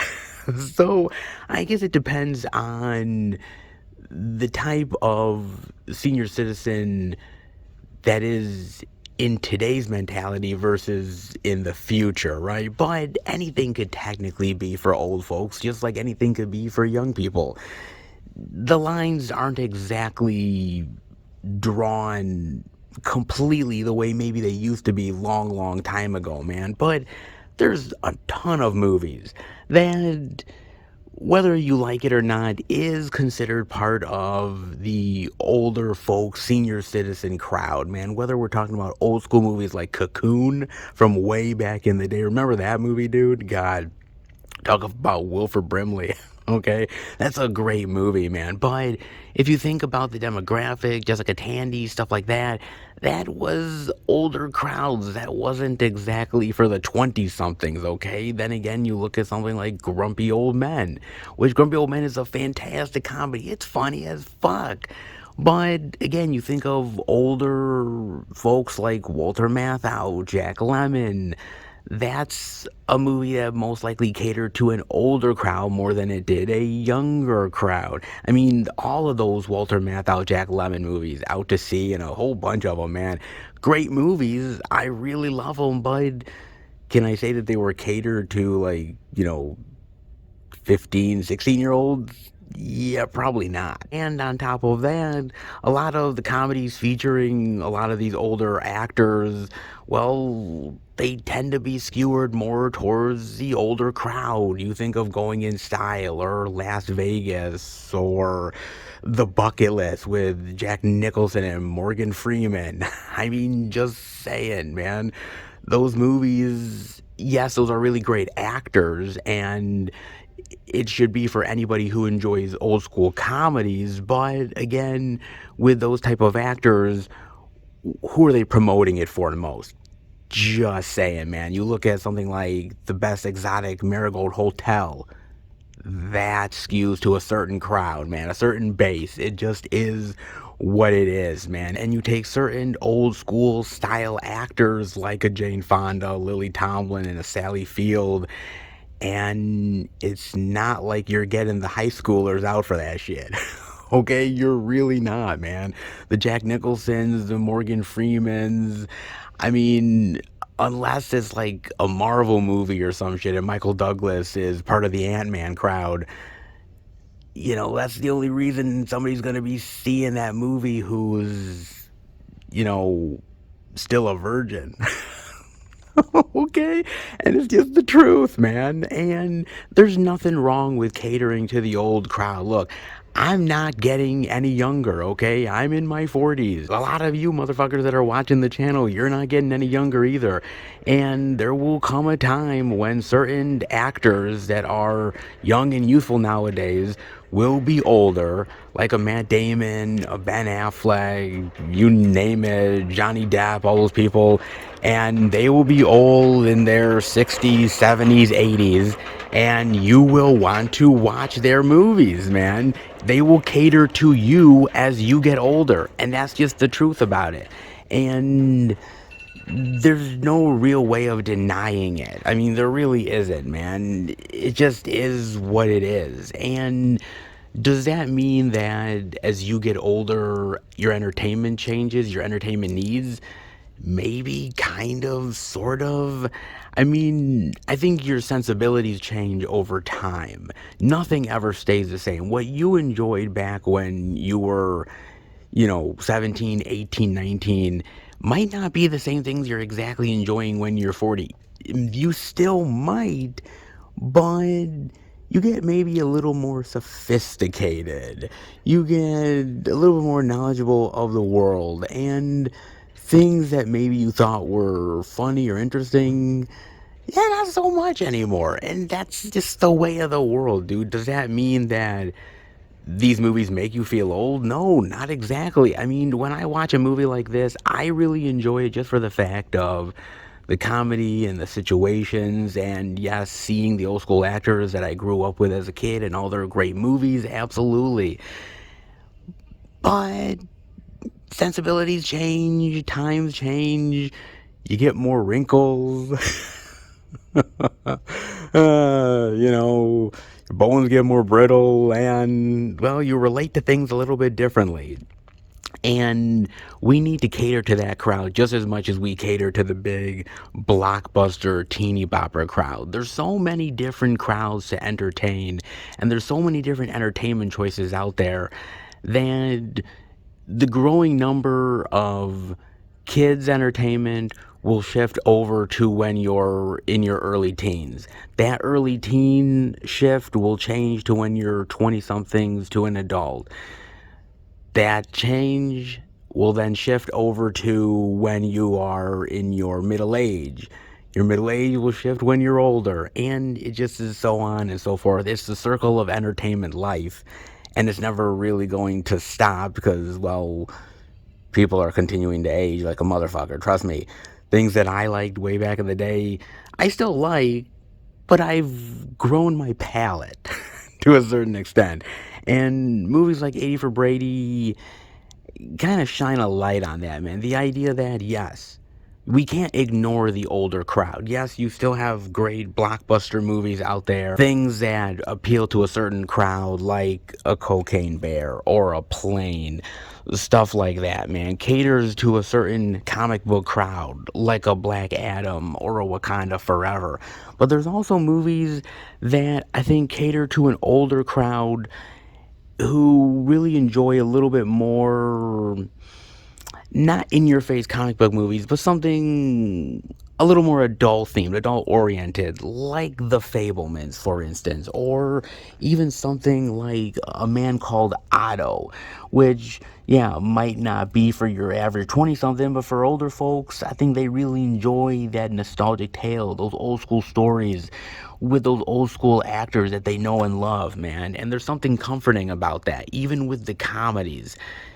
It may not be the best movie, right? The comedy is not as good, and the jokes don't fall like maybe they used to for these old ladies. But at the same time, I have to admit that the fact that these women are still really producing great content, the fact that they're still getting chances in Hollywood, the fact that there is a crowd for them to cater to, means that, well, they'll never be out of business necessarily. And that's a good thing, folks. I mean, look, everybody, as I said earlier, needs entertainment. And to ignore one crowd means that you're just ignoring the possibilities of potential money, leaving potential earnings on the table.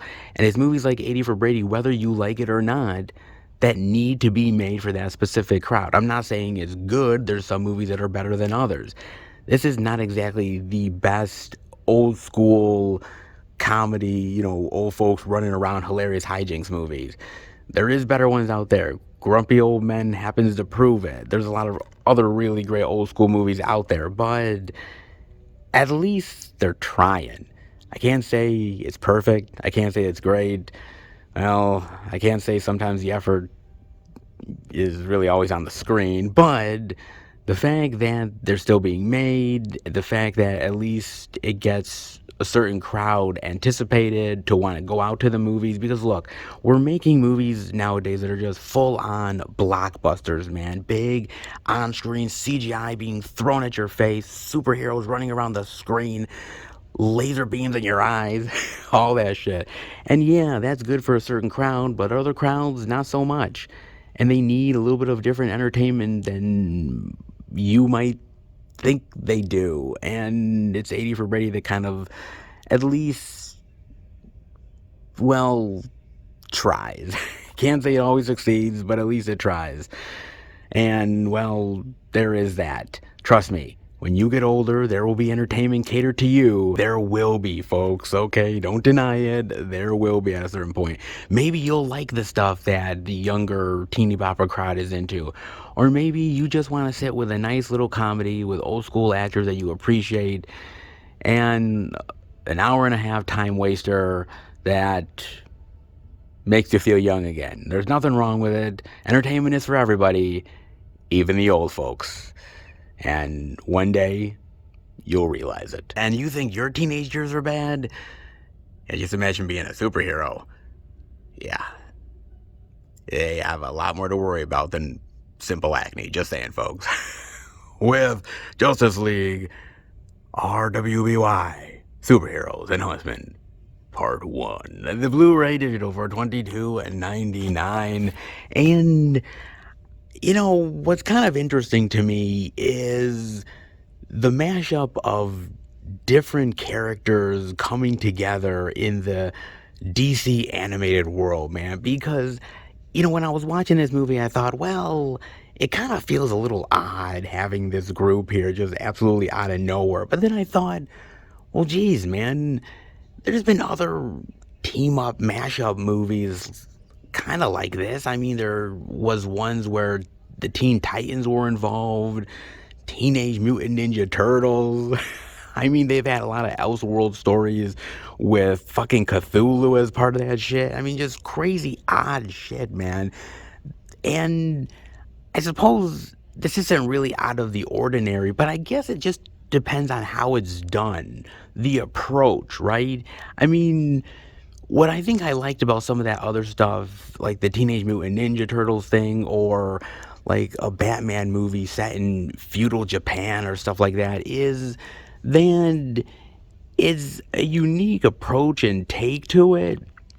But I like how they ended up putting the story together and how you got a lot of entertainment value out of it, and it didn't feel out of place to me. It's kind of weird. It's kind of the same thing with comic books, right?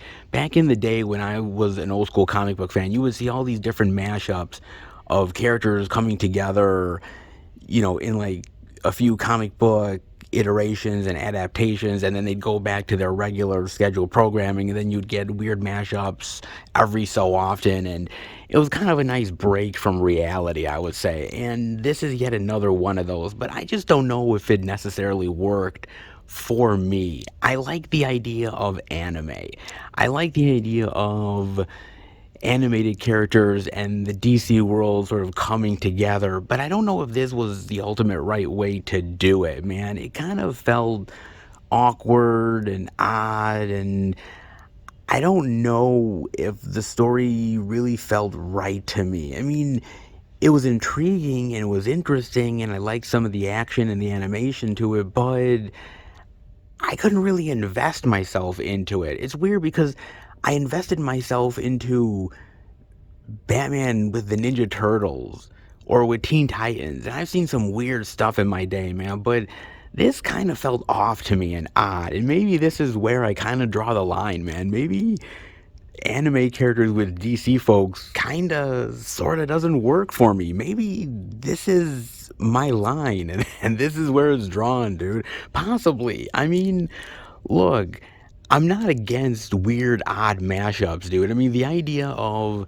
a Batman animated movie with Cthulhu sounds really fucking odd and weird, but the way they made it work, I thought it felt like the whole world was a really great, just hodgepodge of Cthulhu, Lovecraft references mixed in with the whole Batman mythology, and I felt the way they put it together really worked, man. It felt like a really great Elseworld tale, and this just didn't really feel that way, man. It didn't feel integrated right. I think that's the ultimate problem for me, man, is the fact that it just kind of felt dry. It didn't feel like it really belonged.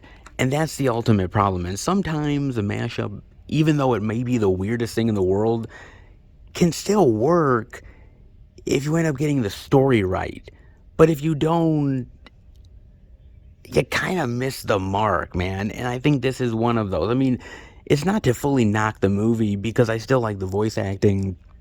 I like the designs. I like all of that stuff. But it just didn't grip me, man. And ultimately, at the end of the day, a movie, whether it's an animated movie or live action, still needs to grip me, man. And just didn't do it. It happens. It's unfortunate. Look, not every movie is going to hit like gangbusters with me. I love the DC animated movies. You guys know that. But at a certain point, sometimes, ultimately, it's just not going to hit you the way you want it to. And this is one of those ones. It's the same thing of being a comic book fan from way back in the day. There are certain comic book runs that is better than others. And sometimes you're throwing a lot of spaghetti at the wall and some hit and some doesn't. I mean, I remember a Superman run where Superman turned into electricity or some shit, like a huge Superman run where he was. And I was like, I love Superman, but yeah, this shit doesn't do it for me, dude. Like, this is really terrible. And so you kind of cut and run for a while. Well, they can have it. And then you come back to it and you realize, okay, they realize they fucked up. We're back on the right track. I'm on board again. Look, I'll watch part 2, okay? I'm interested to see where this thing goes. But am I kind of invested? No, but it's DC. I love the animated movies, and I'm going to continue to watch them. 1 or 2 not being up to par doesn't kill the franchise, because trust me, the DC animated movies are better than a lot of the DC live action stuff that's coming out nowadays. So trust me, my entertainment value on the DC animated movies are a hell of a lot higher than the live action stuff. And even a clunker or 2 doesn't derail my love. But as invested as I want to be, not so much. I love a good, weird, odd mashup. But anime, I don't know. Just might not be my thing. The final battle begins, and the fate of the realms is at stake in His Dark Materials, the complete third and, oh, by the way, final season. The Blu-ray for $24.99, and they even have a complete series set on DVD for $39.99. That's pretty sweet. That's not bad either. I like the art on that. In fact, I like the art on this too. Ooh, well, that's pretty tempting. Not bad. Their final fate, you bet your ass it is. Oh, yeah. Oh, man.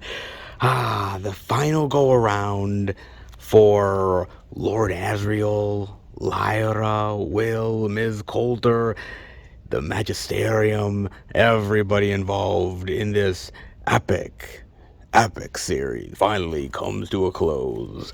And all the thrills and chills. Maybe. Maybe indeed. Dude, look, I got a chance to watch this on HBO Max, and I've watched the other ones. Look, it's based off of a book series. I've never read any of the books. I've heard they're actually really good. Maybe one day I might dive into them. I just might do it, man. But if you remember, it was originally a movie, The Golden Compass. That movie bombed at the box office like a motherfucker, man. I mean, really badly. And that was it. Done, right? They're never going to make any more of this shit. Well, just because it didn't succeed as a movie doesn't mean that it won't succeed as a TV show. Yeah. One medium doesn't work. Shit, we'll just try the other. And it caught fire, man. I mean, that first season, if you remember, was really popular, man. People loved the shit out of that, man, including me. I thought that first season was really brilliant. I thought it was inventive and creative, and I loved the creatures and the whole mythology. I thought it was really fantastic. The characters, really engaging. Really loved it, man. That first season is fantastic. And then the second season wasn't as good, man. It felt kind of dull, a little boring, maybe too stretched out. It's kind of weird because isn't it like an episode or two less than the first season, but somehow it just wasn't as engaging for me? It's kind of weird, man. It just didn't quite work, unfortunately. And I think a lot of people kind of lost interest, which is why this is most likely the final season, anyways. I mean, maybe they were planning on it to be the final season all along, but well, the downward spiral in popularity didn't help either. So yeah, here we are, man. And yes, it is the final go around for all of these characters.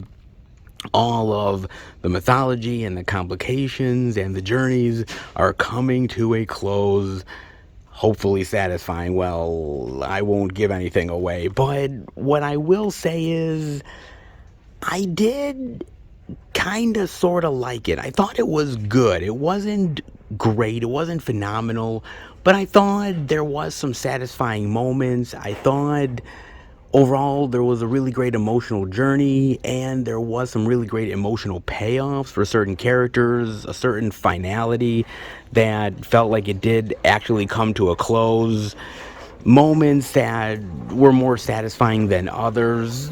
I'd say about half and half overall, man. I mean, there's moments where I thought it did kind of really work, and then other moments where I was kind of let down. I thought it would be a bit better. Kind of a mixed bag, man. I mean, I will say this. I like certain characters getting more of a prominent role, like Lord Asriel, James McAvoy coming back into the fold here, gone for pretty much the majority of season 2. I love his journey. I love him coming back here in a bigger, more worthy role. Did a really great job. I think all the actors, honestly, do a great job with what they have. But at the end of the day, some characters were able to get more of a satisfying journey, an overall story than others. Some, I mean, they introduced certain new elements in here, certain things like the witches or the angels, and you don't get to really know them enough to really care about them. And other characters that get a little bit more of a role and are able to get a little bit more satisfying story arc. Yeah, I mean, it's tough because there's certain stories that I thought were really satisfying at the end of the day, like with Lyra and Will. I thought that was a really great journey between those characters, but it felt more like a friendship than an actual romance, or like a budding potential romantic thing. It just didn't have enough time to develop, I think, overall between them. I like the fact that it is heartbreaking and it is sad for their journey, even though they'll still get to see each other, but there is a bittersweetness to it, which I did like. Yeah, I'm trying not to give anything away to you guys, but like I said, I thought overall I was happy with how it ended. I was happy with the conclusion, and I thought they wrapped up everything pretty nicely. The problem ultimately is that there is so much material in these books, and there's so much material in this world, and just to do 3 seasons, and it's so weird to say, well, there's not enough time, right? Because you have all these episodes, and you can flesh out characters more and everything like that, but man, I mean, even the executive producers were like, dude, we wanted to do like 9 seasons of this shit, right? I'm like, whoa, 9 seasons.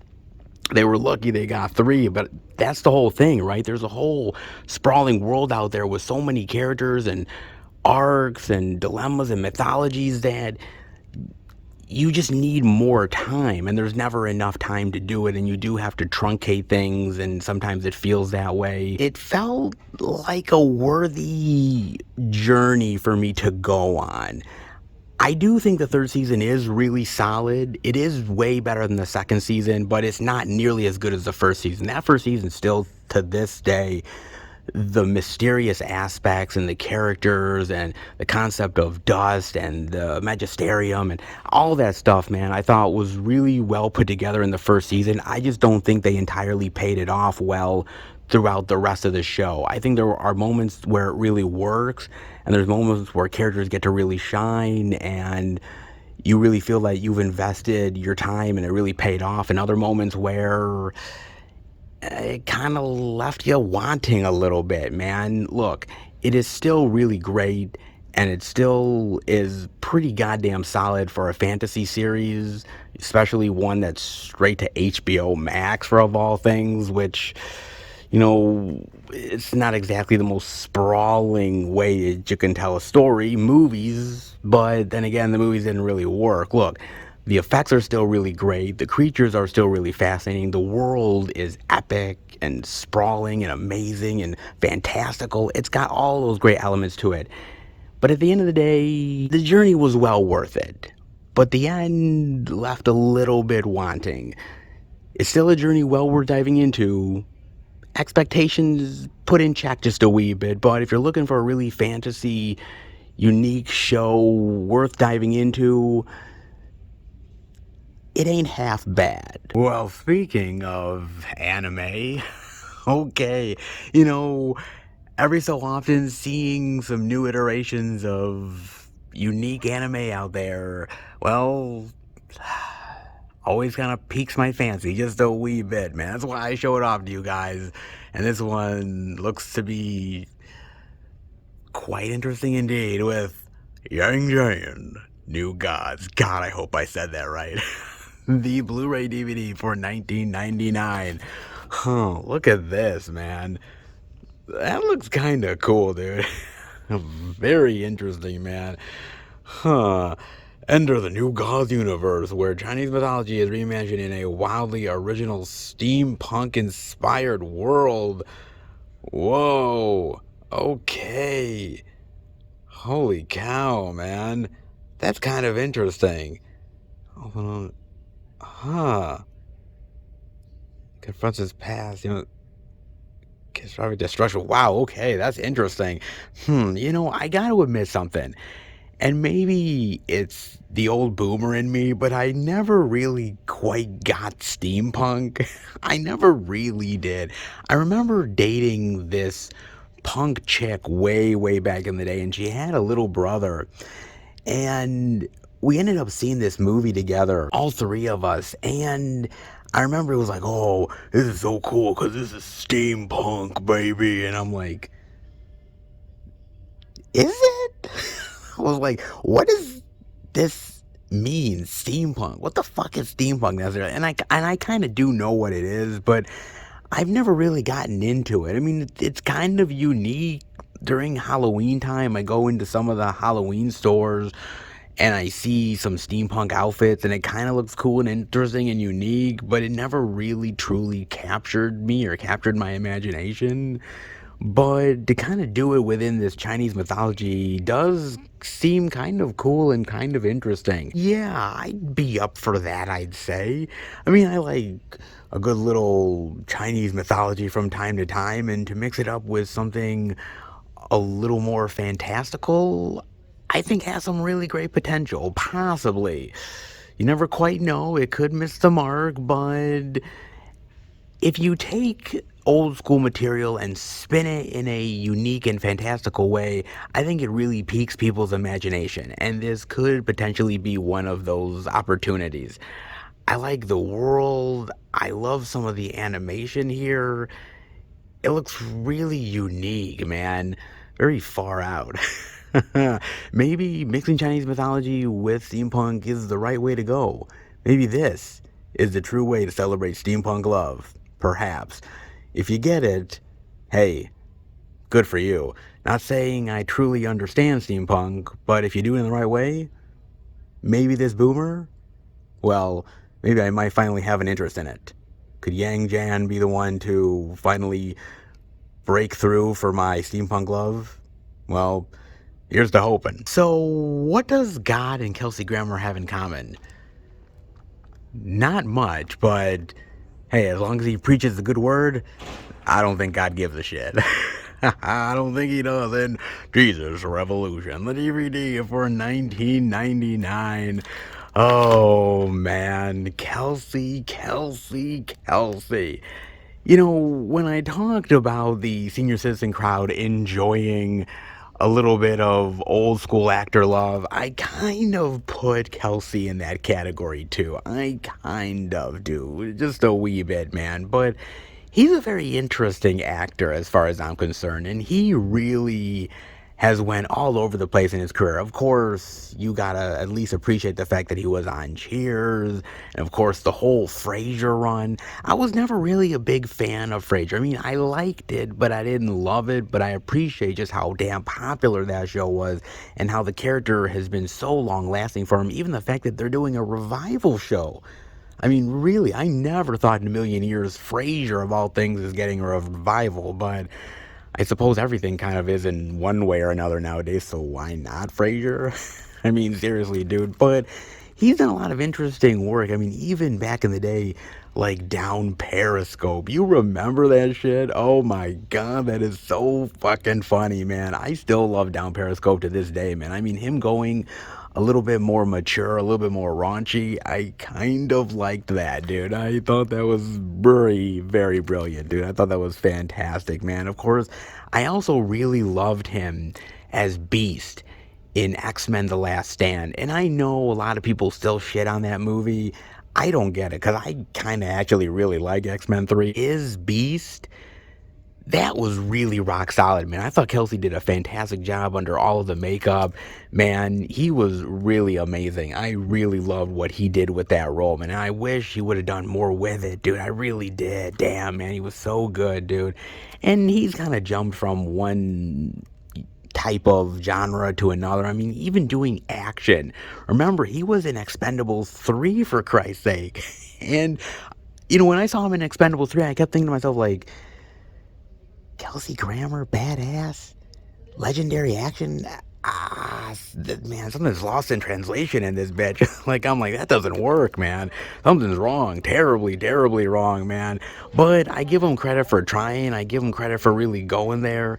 Not really ultimately successful at the end of the day, but A for effort, I guess, man. But he's kind of found a nice niche in the whole, like, Jesus thing. I mean, he's done a movie or two, like, straight to DVD of this, and I guess this is yet another one more high profile, but still within that Jesus Christianity realm. And he's really good here, man. And I think the one thing I've always liked about Kelsey Grammer is the fact that he is very not only funny, but he can humanize a character. He can be very relatable, very comforting. I've always really liked that about him and all of the characters, even going back to Down Periscope, how ridiculous and kind of raunchy that movie is. His character is very funny, likable, you relate to him, you understand him. Kelsey has always had that really great quality.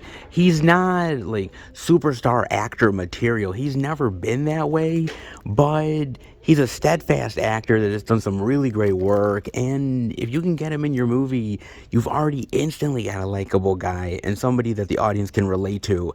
And sometimes in these type of movies, that really is half the battle, man. When you are throwing Christianity and faith-based in people's faces, you need characters that are likable and relatable for you to get into the story. And Kelsey brings you that. And he does it the same way here as a preacher, down on his luck, and embracing this hippie crowd that the old folks aren't exactly excited about. And you can make that character really unique and feel like not only can the crowd relate to him, but you kind of feel like he's relatable to the young crowd when given a chance. And I think Kelsey really brings that in spades, man. It's a movie that is far better than it has any right to be. And a lot of these movies nowadays, these cramming Christianity down your throat type of flicks, it's not that they're terrible, it's that I think maybe they don't have always the right approach to it. And I think there's certain movies that do it better than others. Like, I really love I Still Believe. I think that movie is really fantastic. I love that great old school Steve Martin movie that I always talk about, which is really fantastic. I really love that. It's movies that can sort of sneak in the whole faith-based angle, but doesn't really cram it either, that I like. But again, when you have a likable presence in the movie, I think it's kind of like medicine. it goes down just a little bit better. Just saying, man. It kind of does. And does the trick, man. I can't say Kelsey is good for everything. Trust me, Expendables 3 kind of proves it. But with this genre, I think he's found a nice niche. I don't know how many times he'll go back to this well, but for Kelsey, it kind of works, man. Whether we're talking about Frasier, whether we're talking about raunchy sailor comedies, or action spectacles, Kelsey brings the charming likability aspect to these characters. And when you're trying to appeal to a certain audience and maybe go beyond that, you need actors that are really going to make it easier to digest. And Kelsey, yeah, he really does it.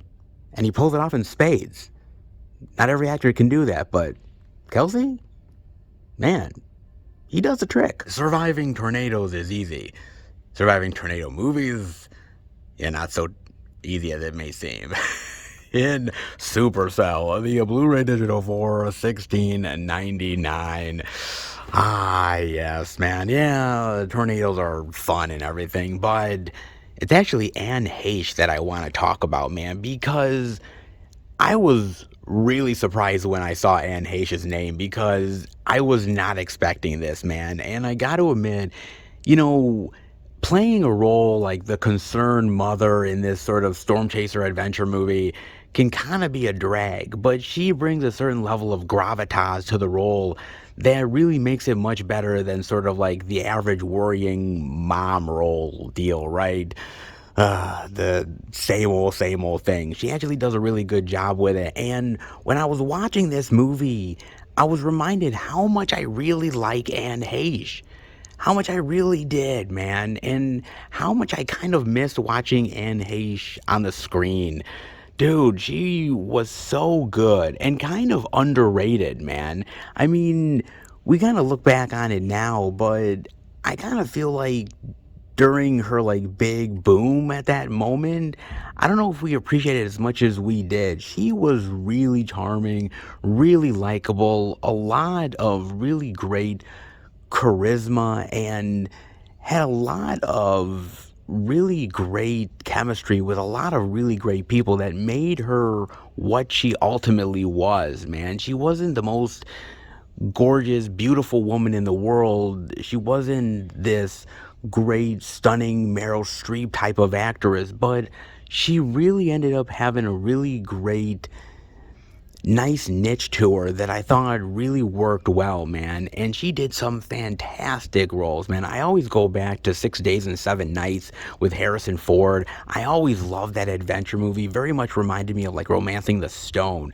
She was so great, so wonderful, man. And the likability that she had and the comedic timing with Harrison Ford was absolutely perfect. I mean, not everyone can actually go toe to toe with Harrison Ford, and the fact that she did, yeah, that's pretty goddamn good. Lest we forget Wag the Dog, Donnie Brasco, Return to Paradise. Man, such a hard-hitting film that is, and she was so good in that.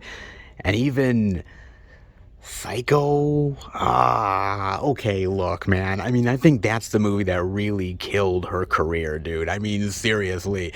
I mean, even though Vince Vaughn played Norman Bates and actually probably should have gotten the majority of the brunt of the brutality, I think it was Anne Heche that really did, unfortunately, man. I mean, when you're playing Marion Crane and you're trying to, try to live up to the legacy of the original, the movie didn't do you any favors, dude. I mean, I haven't revisited the Psycho remake in a very, very long time. I think it has to be at least maybe over 20 years since I've actually watched that movie, and I kind of don't want to rewatch it again. I really don't want to go back and watch that thing because I'm kind of worried. I mean, really, really fucking worried, dude, because something tells me that I kind of have maybe a little tiny fondness to that movie, just a little bit, and I kind of feel like if I go back and rewatch it, I'm going to realize how really terrible that movie actually is, and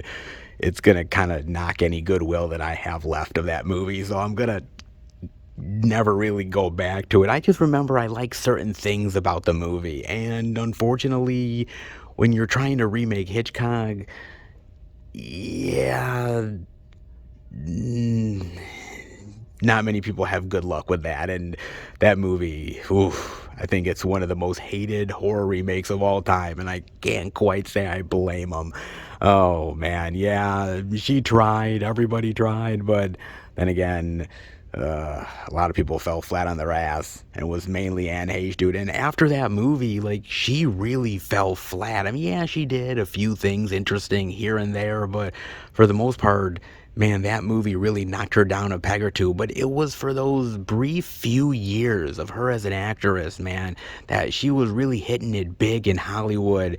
And it was those movies that really cemented her with a certain fan base, me included. And no matter what she did, those movies still are ones that I remember to this day, and a lot of people do. And those are the movies that we really love Anne Heche for, man. But I look at movies like Supercell and I'm like, even how average this movie is, and very much Twister ripoff like, there is still moments that really shine through, and it's Anne Heche's acting that is one of them, man. And just seeing how great she is on screen sort of makes me realize that, dude, she has so much more potential than she was ever really willing to give. And it's kind of a shame because, you know, you have one bad flop and Hollywood absolutely destroys you. And that is Anne Heche's legacy, unfortunately, is that she had a star on the rise, a movie that had a lot of potential, that fell flat on its ass,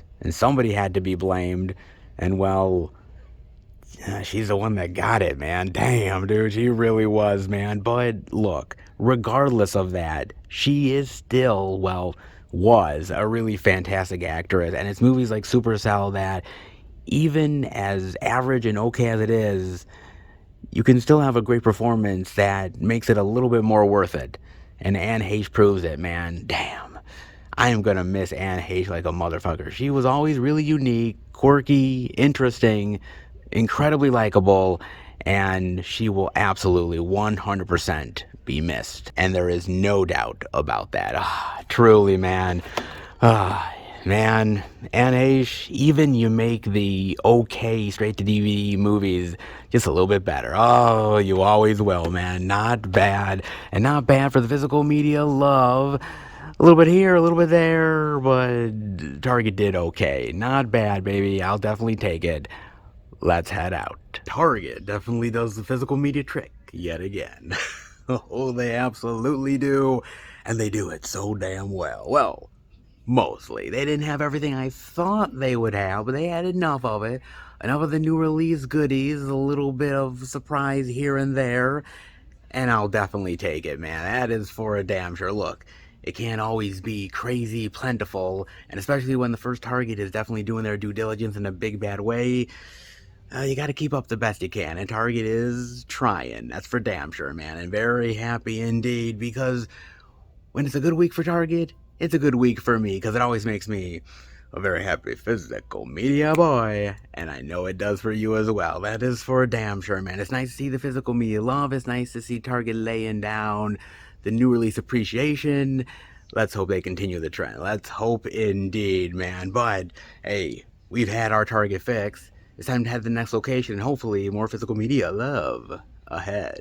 All right, everybody. We are at our third location, the second Walmart. I'm going to go in and check out if there's any interesting indie titles we're showing off. If there is, I'll bring it back to Film Fan 108 HQ and shout out to each and every one of you. Before I do that, I got to talk about a trailer with you guys, and Marvel just keeps putting out movie after movie, series after series. Well, with Guardians of the Galaxy coming out, I suppose we're on to the next movie spectacular with The Marvels. Yes, coming out this fall, man, for the holidays. Ah, yes, good old Captain Marvel is back, and I know a lot of you are not really looking forward to it. Well, we'll get there, man, but look, I watched the trailer, and I'm gonna be honest here, okay? I really did like Captain Marvel. I thought it was a really fun movie. Yes, it's not top tier Marvel. I think probably mid-range Marvel. But I enjoyed the character. I enjoyed the interactions with Samuel L. Jackson, the origin story. I liked the setup of the mythology and a lot of stuff going forward within the Marvel Cinematic Universe. So I liked it overall. Yeah, did it have its faults? Absolutely. But for the most part, I was really engaged with it. Really enjoyed the hell out of it, man. And of course, yes, own it in the collection as well. Of course I do. But a lot of people didn't really love that movie, man. Especially didn't really like Brie Larson. And so there's been a lot of backlash with that character, a lot of backlash for even seeing another movie that involves Captain Marvel. But Marvel pretty much is like, look, fuck your feelings. All right, we're doing the damn thing. And instead of doing standalone Captain Marvel, why not 3 for the price of 1? Ah, yes, man. We've got Monica Rambeau, we've got Captain Marvel, and Ms. Marvel. Oh, man. The girl trio of badassdom is hopefully going to give us a very entertaining movie. Let's hope, because I got to admit, the trailer is really fun, man. It's vibrant, colorful. It adds a lot of great action, adventure, humor aspects to it as well. And it kind of makes me anticipated to see this movie, man. It really does. I mean, look, I like the Monica Rambeau character. I like what they have done with her stuff, especially in WandaVision and a lot of stuff going forward. And there's a really great potential to make this character very unique and interesting and something that none of us were really ever expecting. But I think for me, what I'm really looking forward to is Kamala Khan, Ms. Marvel. Look, I watched the Ms. Marvel show on Disney Plus, and I remember when that was coming out and everybody was bombing it and hating on it. Oh, this is going to be a piece of trash, woke Marvel, all this stuff. And I watched it. And I'm going to be honest, guys, I loved the hell out of that show, man. I thought it was genius. I thought it was a great little sort of teenage coming of age Marvel series. And I thought, yeah, they've kind of done it with Spider-Man, but this was very unique and outside the box. And I like taking a different culture and showing it off in this really fascinating way. And I like Kamala Khan. I loved the character. I loved the powers. I loved her family, the humor. I really connected with that show, man. And I thought she was a great character. So bringing her into this, I think, is a really smart move, man. And I like the idea of every time they use their powers, they're basically switching. So I like the aspect of this fish out of water for all of them and how they have to learn how to use their powers smart, what's going on, and for them getting to know one another and becoming this superhero spectacular team, perhaps. I think it looks really great, man. And I think if you were to have just done a straight up Captain Marvel sequel, I don't think it would have flown with people.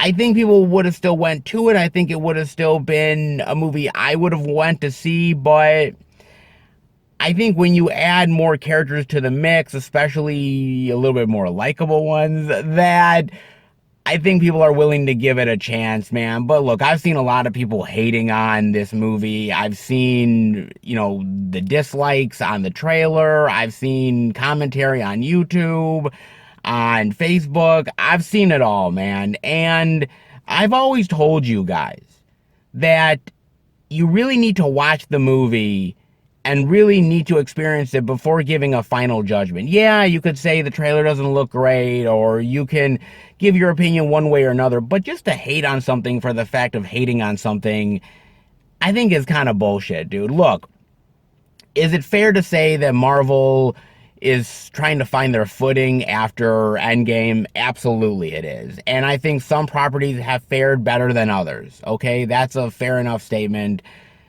That's completely true, okay? But at the end of the day, Is Marvel really as bad as everybody is saying it is now? No, it's really not. You may have a problem with Disney. You may have a problem with some of the political stuff that is going on in this country, but Marvel is still top tier entertainment, man. And unfortunately, I think we've become this society where we just hate on something for the fact that it's existing. Oh my God, there's badass females in a movie. Oh, why isn't it men? And I'm like, come on, dude. Seriously?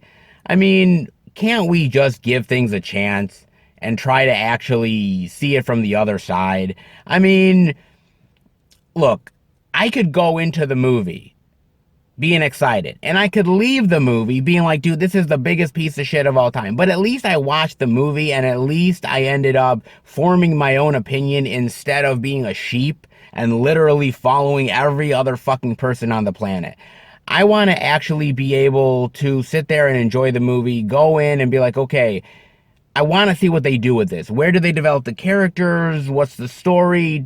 Am I engaged with everything? Is this really what I wanted out of a sequel to a Captain Marvel movie? What is this that I want out of this, man? Instead of just going into it and blindly hating on it just for the sake of a political viewpoint. I just don't think that's right, man. Now, I know a lot of you probably out there are thinking, well, dudes, I don't know, I think you're wrong, but that's fine. If you think I'm wrong, that's cool. You're absolutely entitled to your opinion. I respect that. But I think there's a lot of factors going on here when we're talking about Marvel, when we're talking about superhero films. There is superhero fatigue, yes, but I think it's more than that. I think that people are just closed-minded for the sake of being closed-minded. And I think that's why a lot of people haven't given the Ms. Marvel show a chance. I think that's why a lot of people are hating on the Marvel's trailer, because they just want to hate for the fact of hating. That's you, do you. If you want to be a prick, go right ahead and be that. But as far as I'm concerned, I actually want to give movies a chance. If I don't like it at the end of the day, I'm going to be honest and I'm going to fucking tell you I don't like it. But if I actually think it's really good and it's worth it, yeah, if you want to blast it on YouTube, if you want to give it laughing emojis on Facebook, go right ahead, man. But I think you're losing out on entertainment at the end of the day. And, you know, whether you like it or not, Marvel is pretty solid entertainment. In a world where the bang for your buck is not as good as it used to be, even middle tier, lesser tier Marvel is still pretty goddamn solid, man. And so I'm looking forward to this thing, man. I think the characters look very cool. I like the humor. I like the vibes. It looks right up my alley, man. And it looks like they took all the lessons from some of the other opinions on Captain Marvel and definitely is putting their own unique spin on it.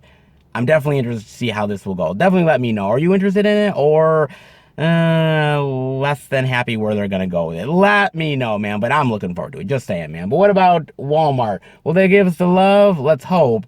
But we go in and see if, well, there's anything this week. All right, everybody. We are in at the good old second Walmart, and is it actually worth coming in here? Because Lord knows, week after week after week after agonizing week, we come in here and there is no new physical media worth checking out, no indie oddities or weirdness or bizarro, and man, it's bumming me like a motherfucker. Man, it really is. And so I want it. I need it. I got to have it in my life, man. And so, yeah, it's not the most spectacular physical media week of all time here, but hey, it is something. And, well, I was kind of hoping that along with that, it would actually mean that this Walmart would have something worth checking out. And, well, truth be told, no. No, not at all. Yet again, another disappointing as hell week here for good old second Walmart that doesn't really have anything worth showing off or at least exploring, at least when it comes to the weirdness, and that really just sucks major gigantic balls. It really does, man. So yet again, another disappointing as hell week. But then again, I'm kind of getting used to it with this Walmart, and that's really sad to even say that. So maybe they'll turn it around. I'm the ever hopeful optimist after all, but something tells me it's not happening anytime soon. But hey, I'd love to be surprised. Let's hope next week turns it around. But we kind of know what the answer is to that. Well, here's the hoping for better days ahead. But in the meantime, well, since this Walmart really doesn't have anything worth showing off, how about we actually go to a location that does? All right, everybody, we are at our fourth and final location. And when it comes to physical media love, look, you need to go to every place, every nook and cranny, because, well, we're living in an age where, honestly, physical media is dying slowly but surely. So any place that has it, shit, I'll take it. Even a bookstore. Oh, yes, you definitely know where we are at, and that is none other than... yes, good old Barnes & Noble's back at B&N, baby. Hopefully that means that we'll have some physical media love. Jeez, I hope. Let's hope indeed, man. I'm not asking for much. I'm just asking for a little bit. And let's hope it goes a long way here. Well, the only way to find out what they have is to go inside, so how about we check it out? All right, everybody. We are in at good old B&N. And I'm hoping for some physical media love. I think I already see some. Oh, indeed I do when we talk about a little bit of Jesus. Embrace your Jesus love in Jesus Revolution. The Blu-ray, a DVD digital for $40. Well, look, celebrating and praising Jesus isn't exactly cheap, folks. Alright, just saying, man. Oh, baby, not at all. But if you love the Lord, you'll love this movie. Oh, you bet your ass you will. I mean, for this Jew, I don't exactly always love the Lord, but hey, occasionally I can appreciate him. Sure, why not? Hey, it is what it is, man. But I do have to admit this, though, about this movie, that it is kind of manipulative. I'm just saying, man. It doesn't really throw it in your face crazy amounts like other religious movies do, but they're definitely pushing an agenda here. They're pushing propaganda in a big way, man. Make no mistake about it. And it's kind of interesting because at the end of the movie, they talk about a lot of the young hippies from this film, the ones that were shown prominently, and what happened with their lives and the impact they made to Christianity and the religious movement, and how they become this big influencer within the religious realm, right? And great for them. I'm glad that they ended up being on the right side of life and, you know, finding a purpose, you name it. But it also feels like maybe they kind of sold out, right? Maybe they kind of are a little bit of charlatans now. And I don't want to say that like I'm completely disparaging them, but I guess maybe I am. I mean, look, at the end of the day, you have an ideal, you have something you believe in, and eventually down the line, you kind of sell out for one reason or another, whether it's out of fame or notoriety, money, power, women, etc., man. And eventually, something that you love and that you've praised and that you supported kind of gets twisted and manipulated along the way, man. And that kind of is what I feel like at the end of this movie, dude, because you have to remember that a lot of these hippies and a lot of the people who were lost along their way, that found Christianity, that found Jesus Christ, all great stuff, but a lot of them became a lot of those televangelists who ended up siphoning off money from people that honestly couldn't afford it. And a lot of these are the same people that would eventually be like, well, if you love the Lord, you need to give all to the Lord. You need to give all of your money to the church and the Lord, because the more you give, the more you love. Yeah, that old shtick, man. And it actually is true, man. I mean, if you look at people like Tammy Faye Baker and a lot of those other people, they came from a generation where they were young and they were idealistic, and they chose to serve God because they thought there was a purpose behind it, and they thought that in some ways they were doing good for the world. And eventually that good eventually gets destroyed, one brick after brick. It kind of does, man. I mean, look, the movie is still really fantastic, and I still really love the characters and the charm with this movie and the acting, and I like the messaging here. I like a lot of what they're saying in this film, and the fact that they don't truly beat you over the head with it like a lot of other religious films that really just throw it in your face constantly. This doesn't really do that. I mean, yes, it has moments, but it still tries to tell an engaging story with engaging characters and focus on that at times. Yes, they do throw the religious stuff in there to obviously make the point, but I think it's the characters that ultimately rule the day in this film. I just don't know if it really came together perfectly at the end of the day. I think they had a really great message, and I think the message of hope and promise and of a new generation bringing new ideas to an old institution and how that can be scary at times, but yet to embrace everyone and embrace the old school and the new school, and you will find purpose in life. You will find a grand design. I mean, all of that stuff is there, and I think they do it pretty well. But at the end of that movie, when they show that they've built all of these huge, expensive mega churches, and they're bringing in thousands and millions, and what am I talking about? Billions of friggin' dollars, dude. I mean, they're doing all that stuff. It kind of lessens the message a little bit. It kind of lessens the impact. And you're like, oh, okay, all that wonderful for the people shit ended up eventually just going the way of the dinosaur with their ass. Yeah, that happens a lot, man. And so, best of intentions, I suppose, maybe, but it just undercuts it a wee bit, dude. I mean, look, I can't say I love a lot of religious movies because I really don't, man. I mean, they have a certain crowd of people. There's a certain enjoyment for those who really love it. And I have an occasional fondness for some of them. But for the most part, yeah, they just don't do it for me. But every once in a while, there is one that comes along that kind of tickles my fancy. And Jesus Revolution does it. It's not perfect. It doesn't always work, and sometimes the messaging kind of gets lost along the way, but when it hits, it truly does, and, well, this one really did, man. Can't say I love everything you've ever done in your life, Jesus. Can't say I love a lot of your followers or the religious message, but, well, occasionally, you do make a movie that actually kind of works, so there is that. There is indeed, man. Holy shit, look at all the special features, man. Ton of audio commentary, deleted scenes, featurettes. Oh my god, man. Jesus. No pun intended. Oh my god, man.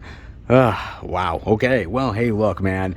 I'm glad to see that there is some really great Christianity movies out there that can speak to more of a bigger audience outside of the niche. Not everyone is able to do it, but this one does it successfully, and damn glad for it, man. Can't say I'll be joining the Jesus Revolution necessarily, but, well, I guess I kind of approve. Well, look what we have here. Ooh, a little bit of DC animated love with Justice League and RWBY, Superheroes and Huntsmen, Part 1, for $30. Hey, for Barnes & Nobles, shit, that's a deal. Bet your ass it is. Look, man, I don't really got much more to say about this movie. What I will ultimately say is that it's not bad, but it is on the lesser end of the DC movies. I don't know whether it was the fact that I don't really know this anime crew and it was kind of hard to get into it, or some of the anime style didn't get to me. I don't know. See, this is kind of an interesting conundrum because I kind of want to get into anime, but then I see some of this stuff and I'm like, I don't know. I mean, it's not terrible. It's not bad necessarily. It just really didn't do much for me, man. I mean, I am an old school comic book fan. I do love animation, but, you know, sometimes you can just feel it and sometimes you can't. You know what I'm saying? Some stories really hit you in the feels and you're really engaged by it, and other ones kind of feel, yeah.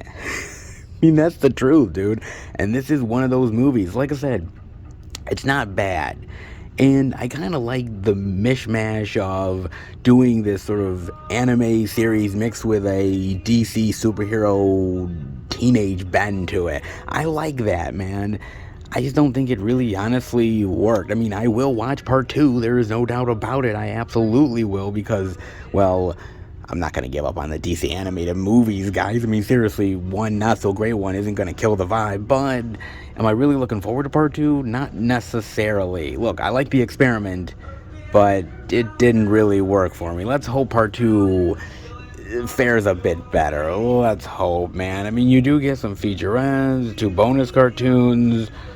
Not bad. I mean, look, at the end of the day, I am still a DC lover. Despite all of the shit that is going on, despite all of the hot mess that is happening, I'm still a fan, man. But I think I'm more of a fan of these animated movies, and I just love the effort that they're putting into it. Yes, I might not like this one, but I like a hell of a lot of other ones, and I appreciate the fact that they're doing something different and unique outside the box.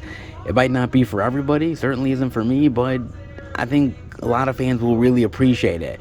You need to do something unique and interesting in the comic book world nowadays, whether it's animation or live action. You really need to stand above the crowd because people have seen it all. There's been so many superhero movies and animated series, you name it, that you need to end up breaking out. And this type of stuff does it.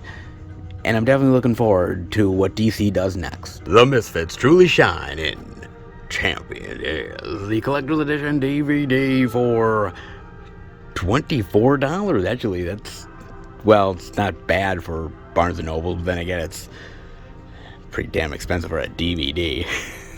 But then again, I've seen worse here, so take it for what it's worth, man. Oh boy. You know, look, I really did enjoy this movie. It's not perfect, and there is moments where it doesn't entirely work. Some of the comedy kind of falls flat. It's a little awkward at times, but overall, I thought this was really charming, really effective, heartwarming.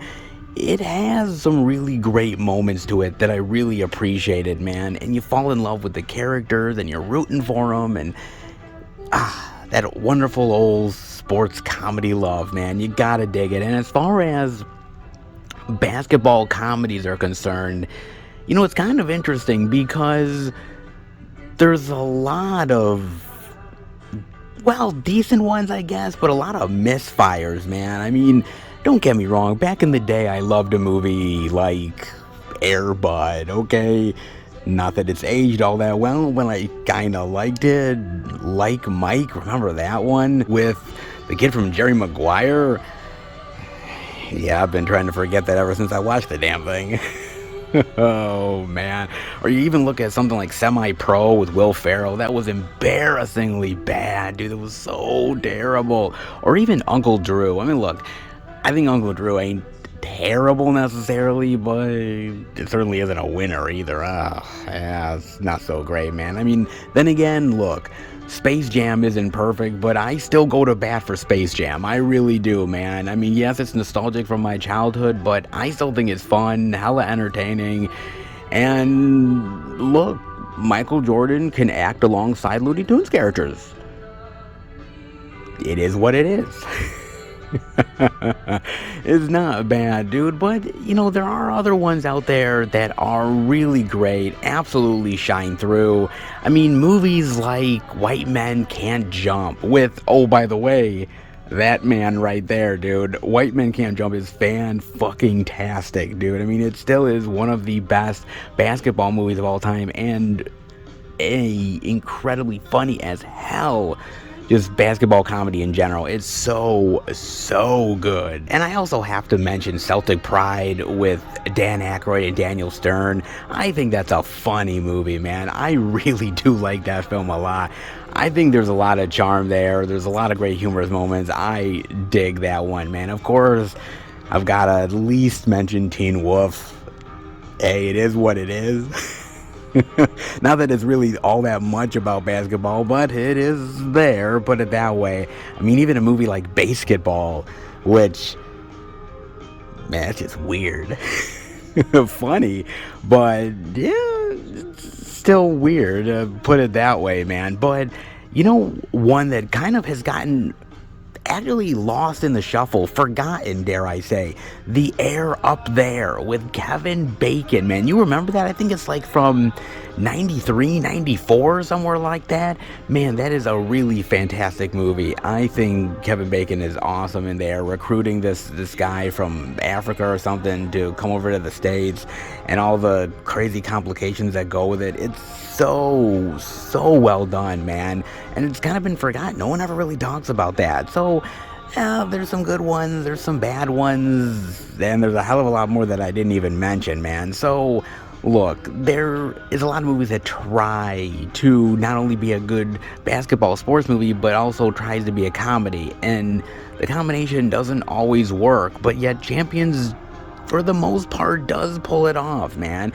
And I think that goes down to Woody Harrelson being such a great, relatable actor the way he is, and also Bobby Farrelly, man. He knows comedy, and there's really no argument about that. You look at Dumb and Dumber, you look at There's Something About Mary, Me, Myself, and Irene.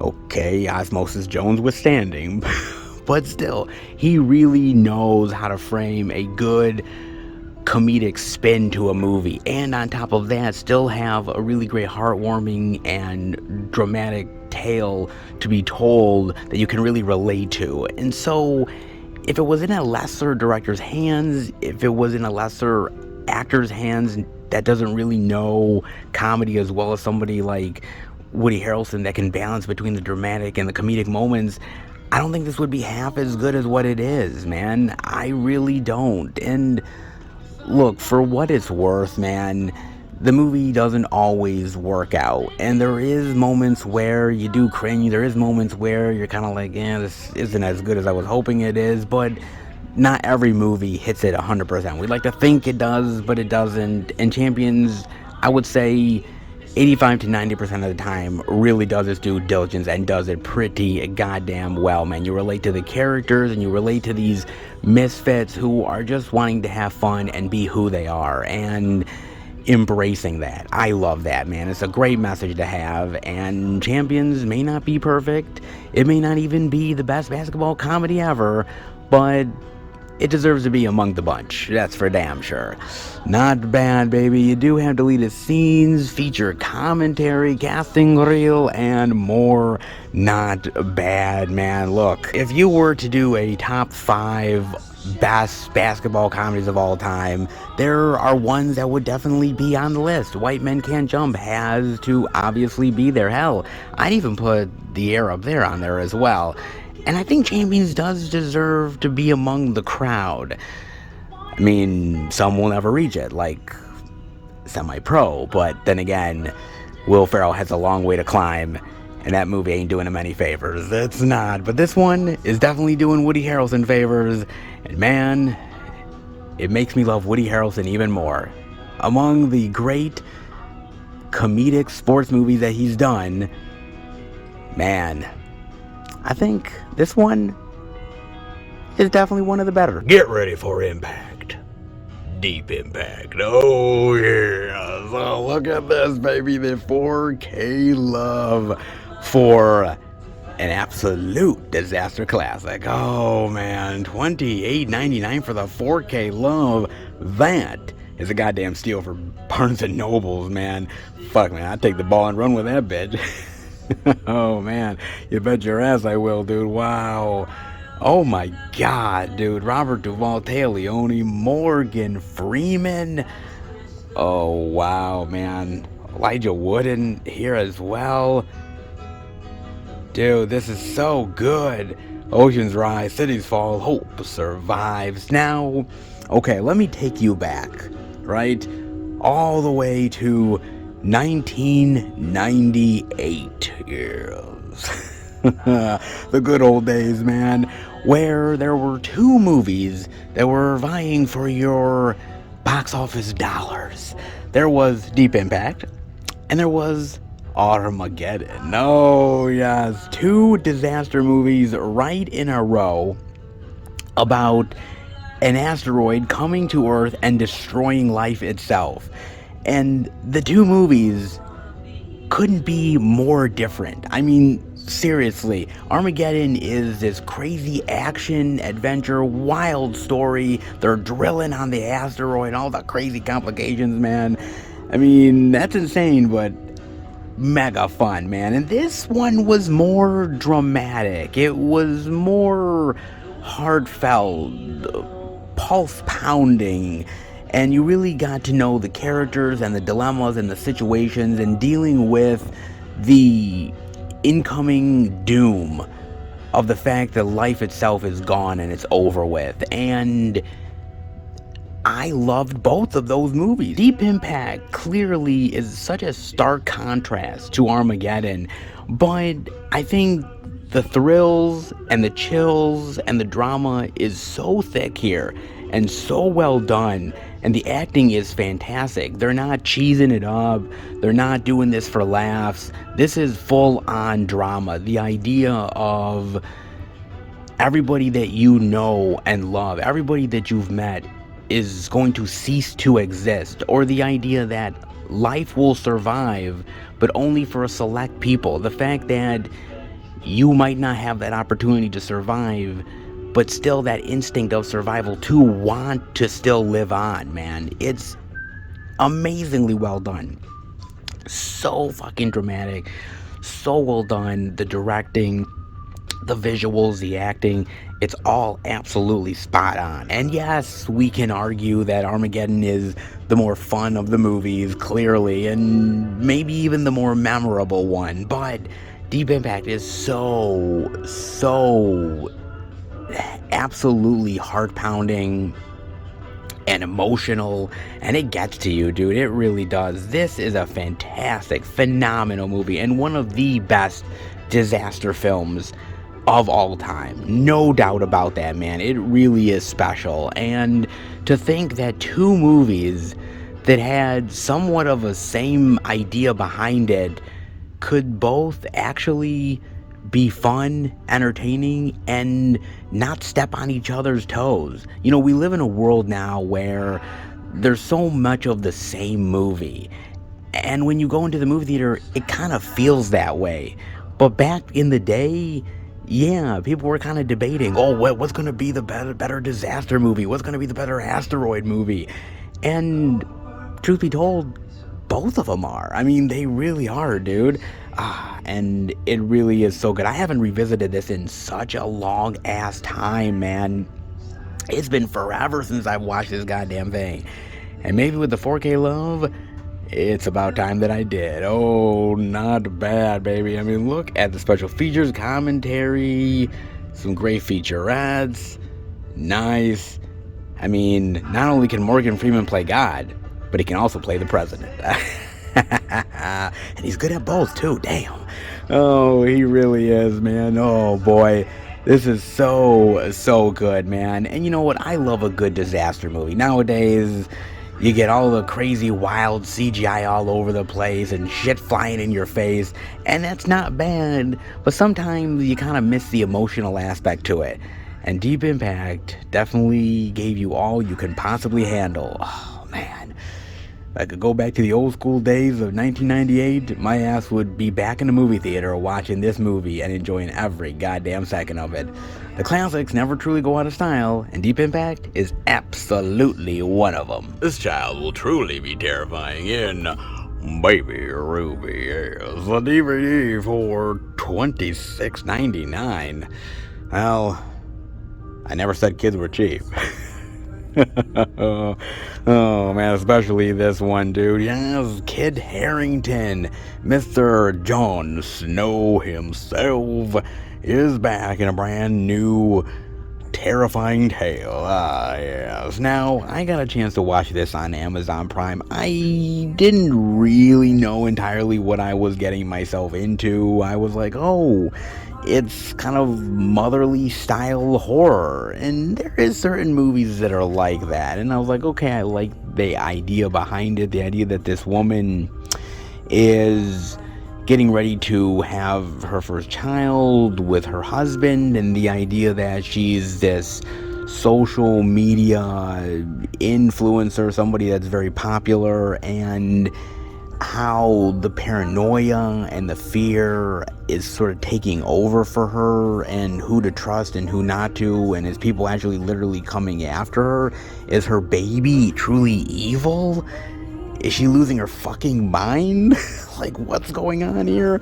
Yeah, and all the crazy complications that go along with it, man. Look, I didn't outright hate this movie, but I gotta admit, I didn't really love it either, man. I mean, I like the idea that at every turn, things that you would take for granted or not really think is threatening, in this woman's eyes, turns sinister and dark and twisted. And I like that aspect to it, the paranoia inside her mind, and things that are really starting to get to her, imagery that she sees that instantly triggers her. Like, that aspect to it and just the foreboding quality is really unique. And I thought that's the best part of the movie. How it's executed and how it's handled, I don't think was the best either. And I gotta admit, man, the baby, like, look, I understand babies cry, okay? I get it. Alright, I understand it. It's all good with me, man. But this baby, like, this was to, like, annoying levels. Like, I know it got to the mother in the movie, but, like, it was getting to me. Like, towards the end of the movie, I was kind of on the mother's side. Like, man, I don't want to cause harm to this kid. But, like, man, my nerves are, like, here. And I'm about to lose my shit. If she isn't, then I definitely was, man. Yeah, it really got to me, dude. And maybe that was the point of the movie. The baby was really annoying and was really just like, and I'm like, oh, okay, yes, please stop. Oh my God, we have a minute without the baby crying? Oh, yes.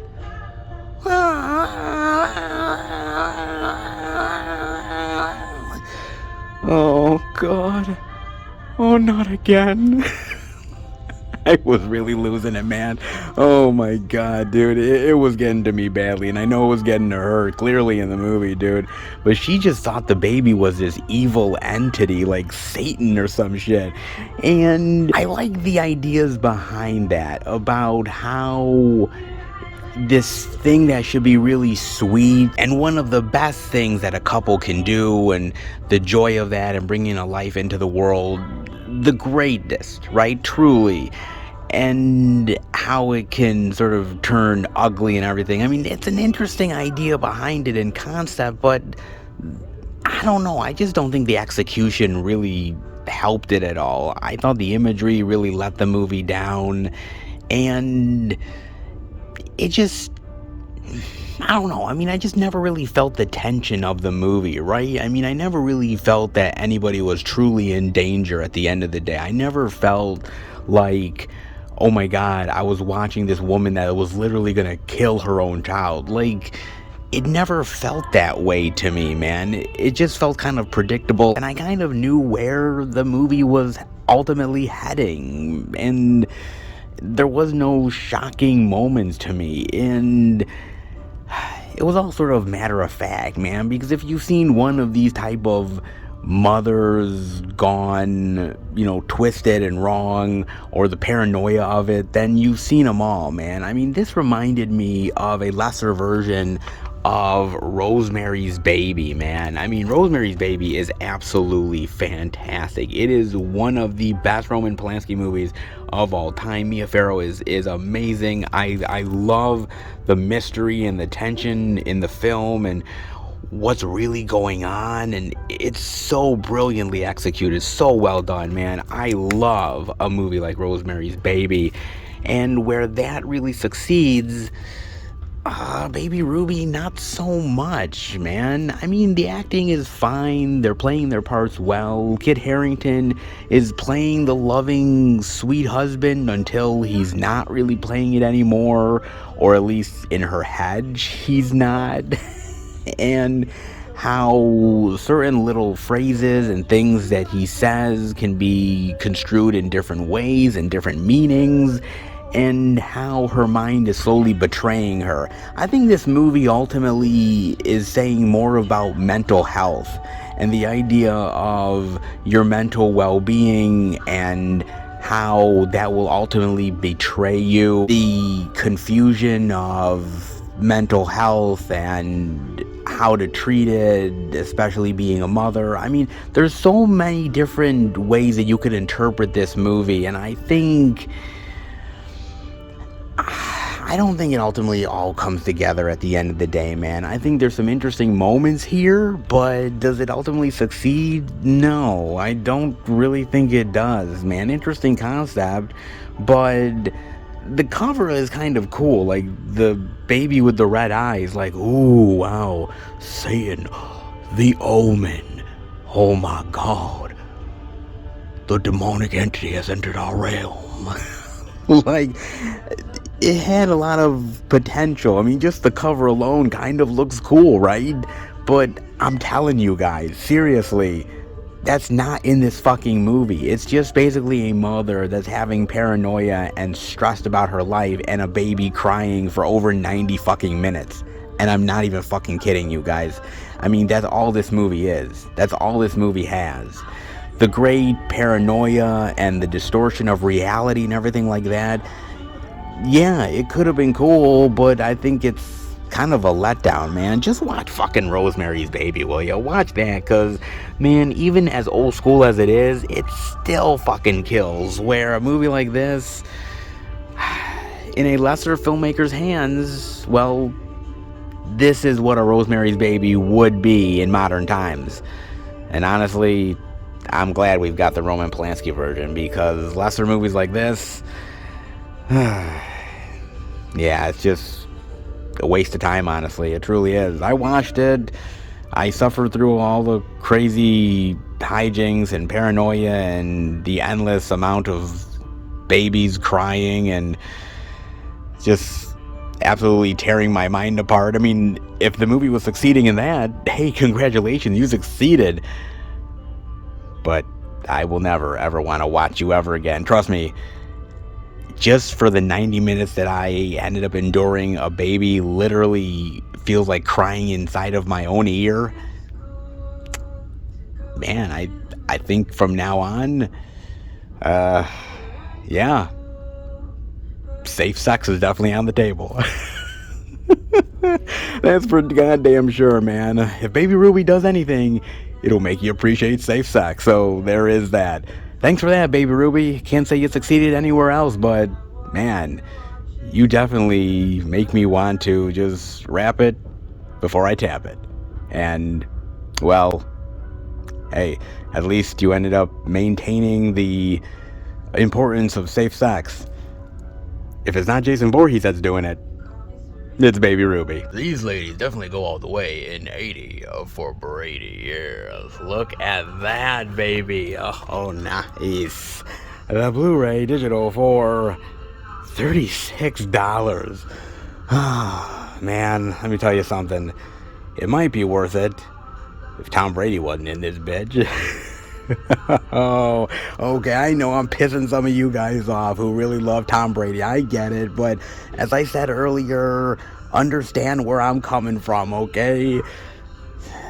Guy has my respect, but yeah, not much of a fan of the dude. So yeah, it's one of those deals, guys, that if you love Brady, you're here for it. If not, maybe the ladies will get you in. Or maybe just the fact that it's a football comedy will. Because, you know, look, football comedies are amazing. I mean, yeah, I kind of talked about the basketball comedy stuff, and some of that is really good, but I mean, the football stuff far outweighs the basketball comedies. I mean, clearly, it really does, dude. I mean, there is no comparison. I mean, there is some great basketball comedy movies, but there's a hell of a lot of great football ones, man. I mean, it is amazing. Yes, you could talk about the dramatic ones, but the comedic ones are really, really solid. I mean, come on, Johnny Be Good with Michael C. Hall and Robert Downey Jr. Do you remember that one? So good. It's so great, man. I love that movie, man. Yeah, it's kind of aged a bit, obviously, but it's still goddamn fun, man. I love that movie, dude. Necessary Roughness with Scott Bakula. It is one of my favorite comedies of all time, let alone one of my favorite football comedies ever. I love that movie. The Replacements with Keanu Reeves and Gene Hackman. Classic, fan-fucking-tastic, man. Of course, you gotta talk about The Longest Yard. I'm more of a fan of the original than I am the remake. I actually don't hate the remake. It's not bad. I mean, I thought it was going to be a dumpster fire, and actually it turned out to be kind of fun, all things considered. It's not one of Adam Sandler's best movies, but it's kind of solid, actually, but nothing, and I mean nothing, will ever beat the original. And, by the way, we cannot forget to talk about a little bit of Varsity Blues love. Yeah.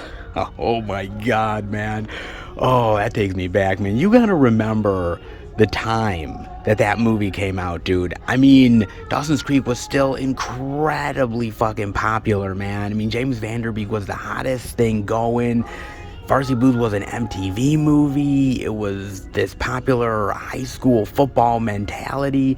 I mean, it really was one of those great comedies in the movie theaters you had to fucking watch, dude. I mean, it had everything. And people love the shit out of that movie. I mean, it doesn't hurt the scene with the cream pie. If you know, you know.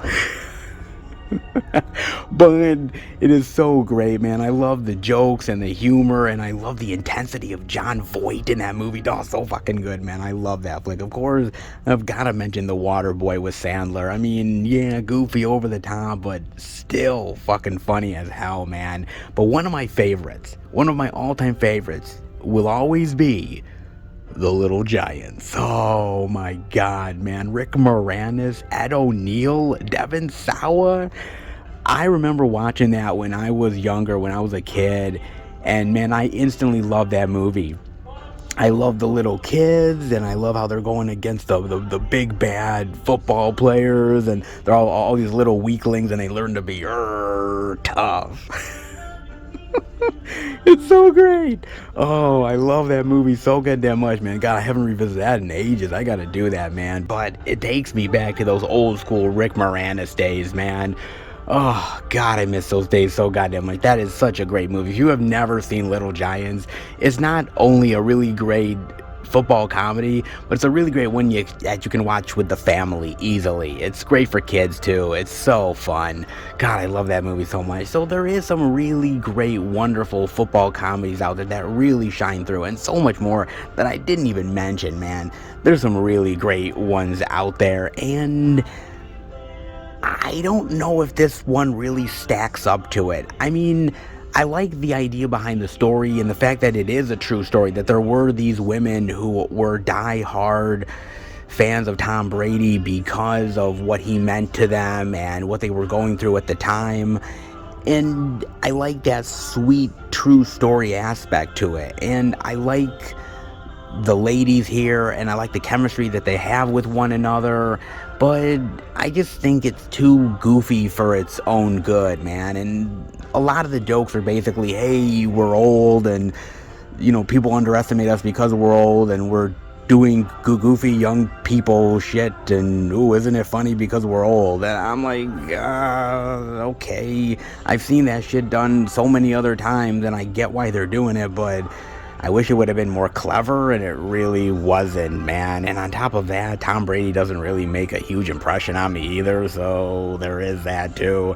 I mean, look, as far as top tier football comedies go, it doesn't really give the touchdown, put it that way, but Maybe the 50-yard line?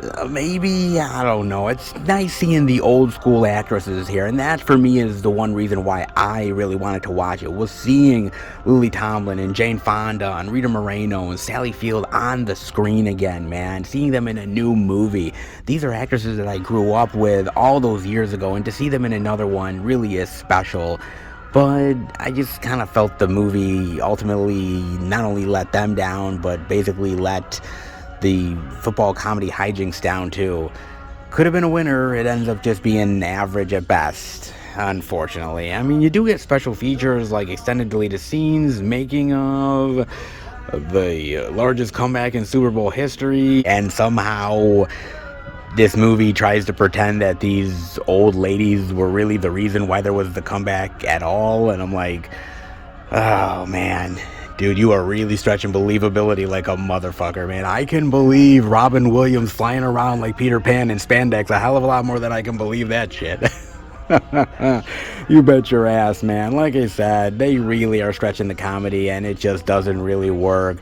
Nice to see the old school actresses, but it could have been a way better movie.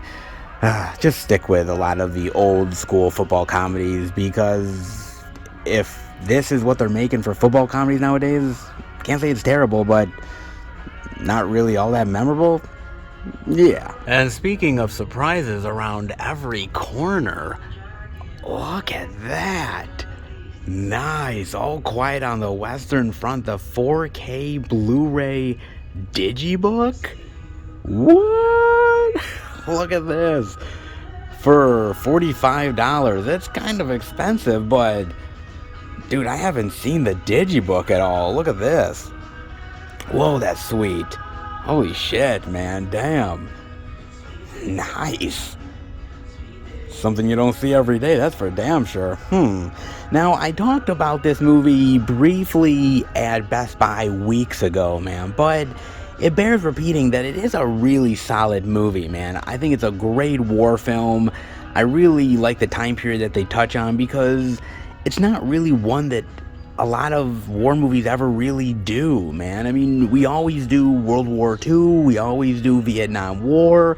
I mean, we're starting to do a lot of the Iraq War stuff now, the Afghanistan stuff, but World War I has kind of been left behind, actually, man. Even the Civil War ends up getting a lot more movies than World War I does. But this is still a really solid movie, man, and I love the acting, and I love the action, and the drama, and the cinematography. It's so amazing, dude. It really is well done. If you haven't got a chance to watch it, definitely do it on Netflix. I mean, it's a long-ass movie. I mean, it's a 3-fucking-hour-long movie, dude, but it is worth it, man. It's not bad, dude. All things considered, man, pretty goddamn sweet. Nice. Look at that digibook, man. That is something worth considering for the future. Just saying, man.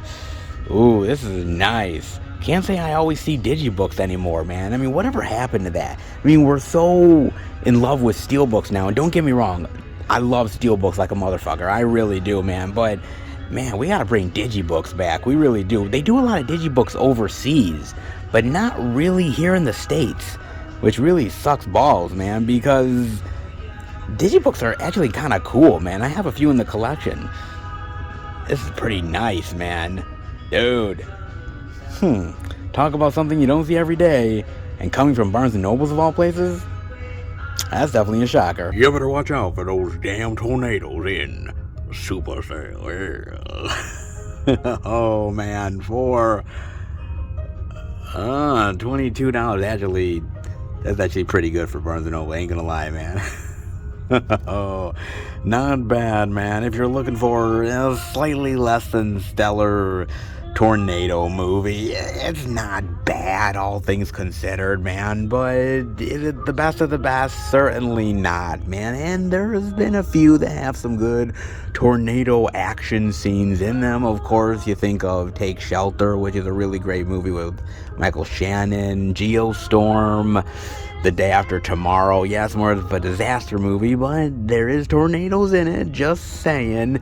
And there's one that I really like, man, from 1996, Tornado, with Bruce Campbell and Ernie Hudson. Do you remember that one? Okay, you probably don't, but me being a big fan of Bruce Campbell, yeah, I kind of watch even less than stellar shit. And that wasn't bad, man. It was a pale comparison to something like Twister, obviously, but fun? Yeah. Cheesy? Sure. Ridiculous, over the top?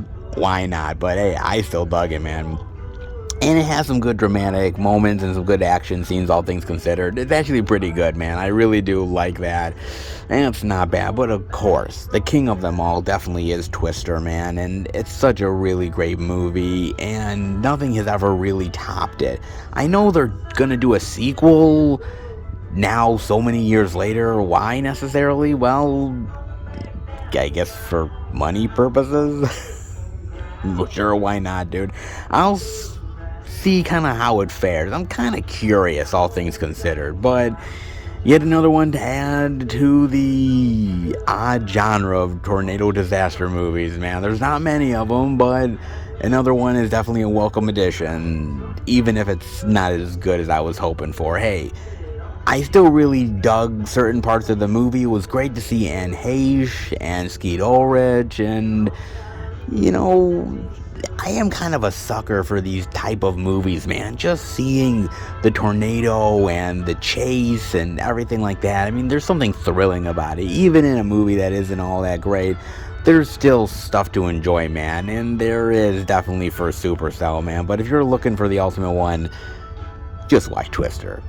That's all you ever really need. But that Bruce Campbell one ain't bad either. Just saying, man. Pretty good for what it's worth. I mean, you do get audio commentary and inside the bear's cage making Supercell. Not bad, man. Look, you know, in a world where we have crazy spectacles, CGI all over the place, trying to one-up and make the most crazy, wildest tornado adventure movie of all time, well, that is a thing. Supercell doesn't succeed in it, but, you know, a time waster? Sure. But the best of the best? Now, mid-range? Shit. I think this movie will definitely take it. Hey, it's got its moments, it's got some good chase scenes, and it's even got Anne Heche. What more do you really need? Their fate will finally be decided once and for all in His Dark Materials. Yeah. Oh, the DVD of the complete third season for $26. For Barnes & Nobles, that's a steal. Oh, it sure is, man. And, you know, it's interesting to me about these adaptations, because I think the biggest thing going forward for any series, whether it's this one or whether it was Game of Thrones or now House of the Dragon or even movie series like the Harry Potter movies, is ultimately the adaptations going forward and how you translate it onto whatever medium you're wanting to. And in some ways, some adaptations work better than others. I mean, if you think about the Harry Potter stuff, right, and those movies, they are brilliant. They're extremely well executed, well done, well acted, well directed. Costume design and cinematography, everything's spot on, man. But there is a lot of things in those movies that, well, honestly, they left out from the books, and it's just the honest truth, man. And it's the same thing with His Dark Materials, where there's a lot of story, there's a lot of characters, there's a lot of plot lines that, quite frankly, I mean, just saying, they had to leave out. I mean, you think to yourself, like, wow, a season of television, you can do a hell of a lot more than you can with a movie. And yes, you'd be right. But nowadays, television is not like it was 10, 20 years ago, man. I mean, think about it. You used to have 20 some odd episodes a season, and some shows still do that, but not many anymore. Now they're going more with the streaming model, so you're getting maybe 8, 9, 10 if you're lucky. And that's about it, man. So you really need to pack in so much in a single episode to really keep the plot going and keep the momentum going. And sometimes certain things have to go the way of the dinosaur. It just happens to be that way. As I said earlier, one of the producers of this show was like, dude, we wanted 9 seasons. And you think, wow, 9 seasons is a really great opportunity, right? I mean, it's a popular series, and why not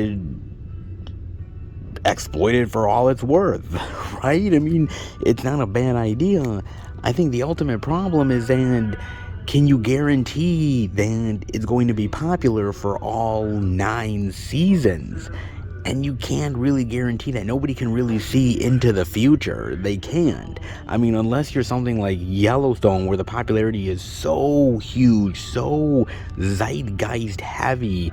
I mean, literally everybody is talking about that show. That, I mean, it kind of makes sense that they're doing the spin-offs and they're going to do as much of this show as possible. Something like The Walking Dead, you name it.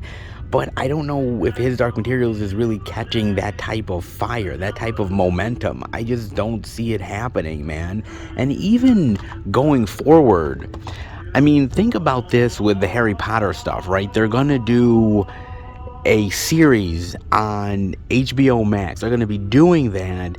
Each season is going to be one of the books. So Sorcerer's Stone is going to be its own season, and Prisoner of Azkaban, Goblet of Fire, you name it.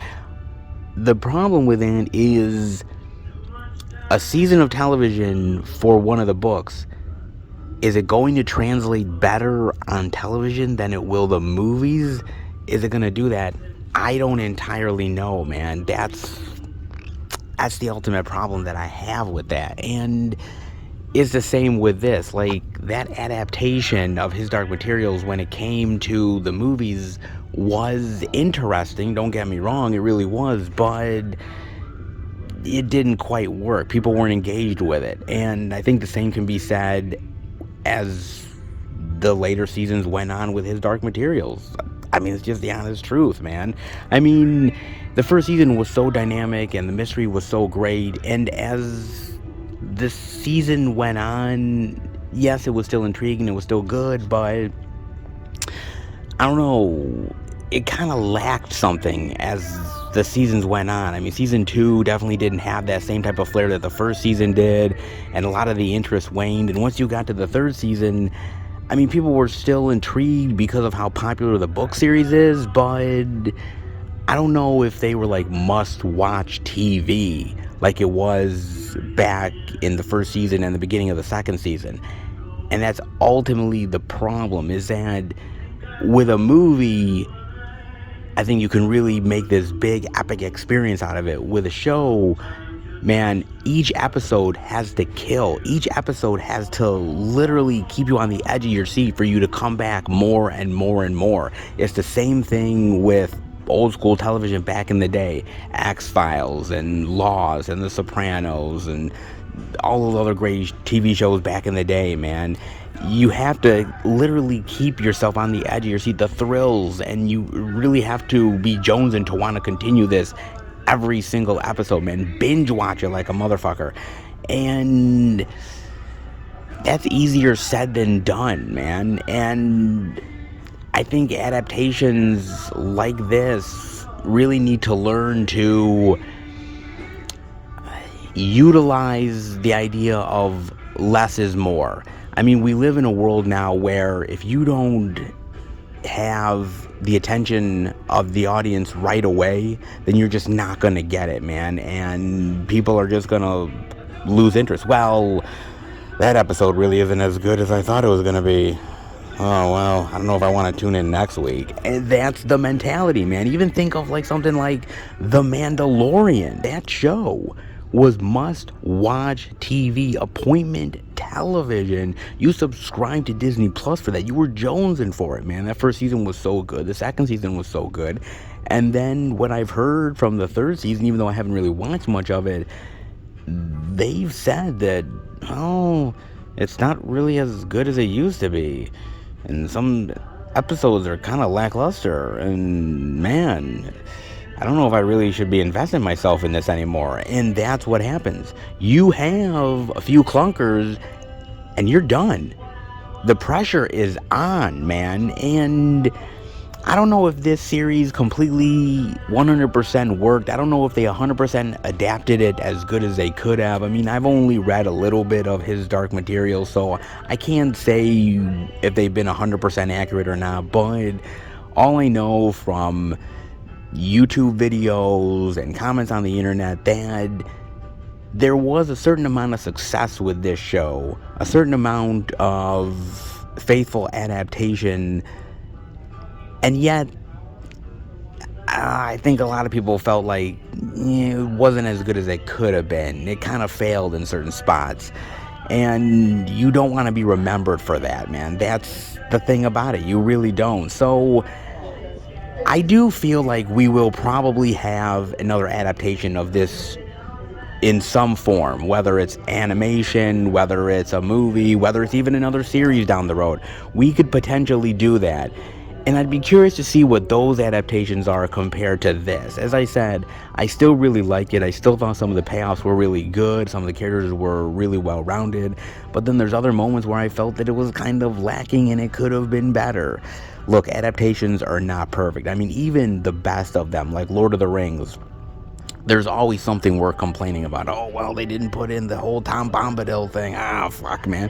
I mean, there's always something to complain about. Obviously, there is. But if it's still pretty goddamn faithful and they do it in a way that's really creative and imaginative and honestly feels like it truly is the source material, even though they don't 100% adapt it, I think people are willing to go along with it. But man, you really gotta end up being really good at that shit, because honestly nowadays there is so much entertainment out there, and if you don't hit it out of the park immediately, you are doomed to fail, man. Good luck to eventual shows like Harry Potter. I think they're gonna be good, but if there's anything to learn from shows like his Dark Materials, you really need to have a plan in place. You really need to know how you're going to adapt this thing from the word go. Yes, there's always a little bit of invention, but you really need to know what you're doing at the end of the day, because if you don't, well, the fans ain't always going to be with you. Just saying, man. Just saying indeed. No special features, which is a goddamn shame, man. I would have loved to seen something about the making of the third season and the overall mythology and what they wanted to achieve with this, obviously, but well, apparently they just didn't want to do that. Of course they didn't, man. Look, it's a sprawling, magical, fantastical world, and there is moments where it truly shines. It doesn't 100% do it. Look, you have great movies like Hunger Games, you have the Harry Potter series, you have great sprawling universes, you have really interesting, fantastical realms that you can really take your story and spin it into marvelous ways. But again, I think you need to know where you're heading. I think you need to know how you're going to adapt this thing from the word go, because if you don't, if somehow you falter one way or another, well, you won't be recognized as one of the greats. And television is a bitch. We're all fighting for viewerships. We're all fighting for people's eyeballs and their time and their money. If you don't get it right, well, shame on you. And speaking of shame, I'd feel a little bit guilty if I at least didn't check out a little bit of Criterion Collection love, because, oh, by the way, there is a little bit of new Criterion Collection goodness worth checking out.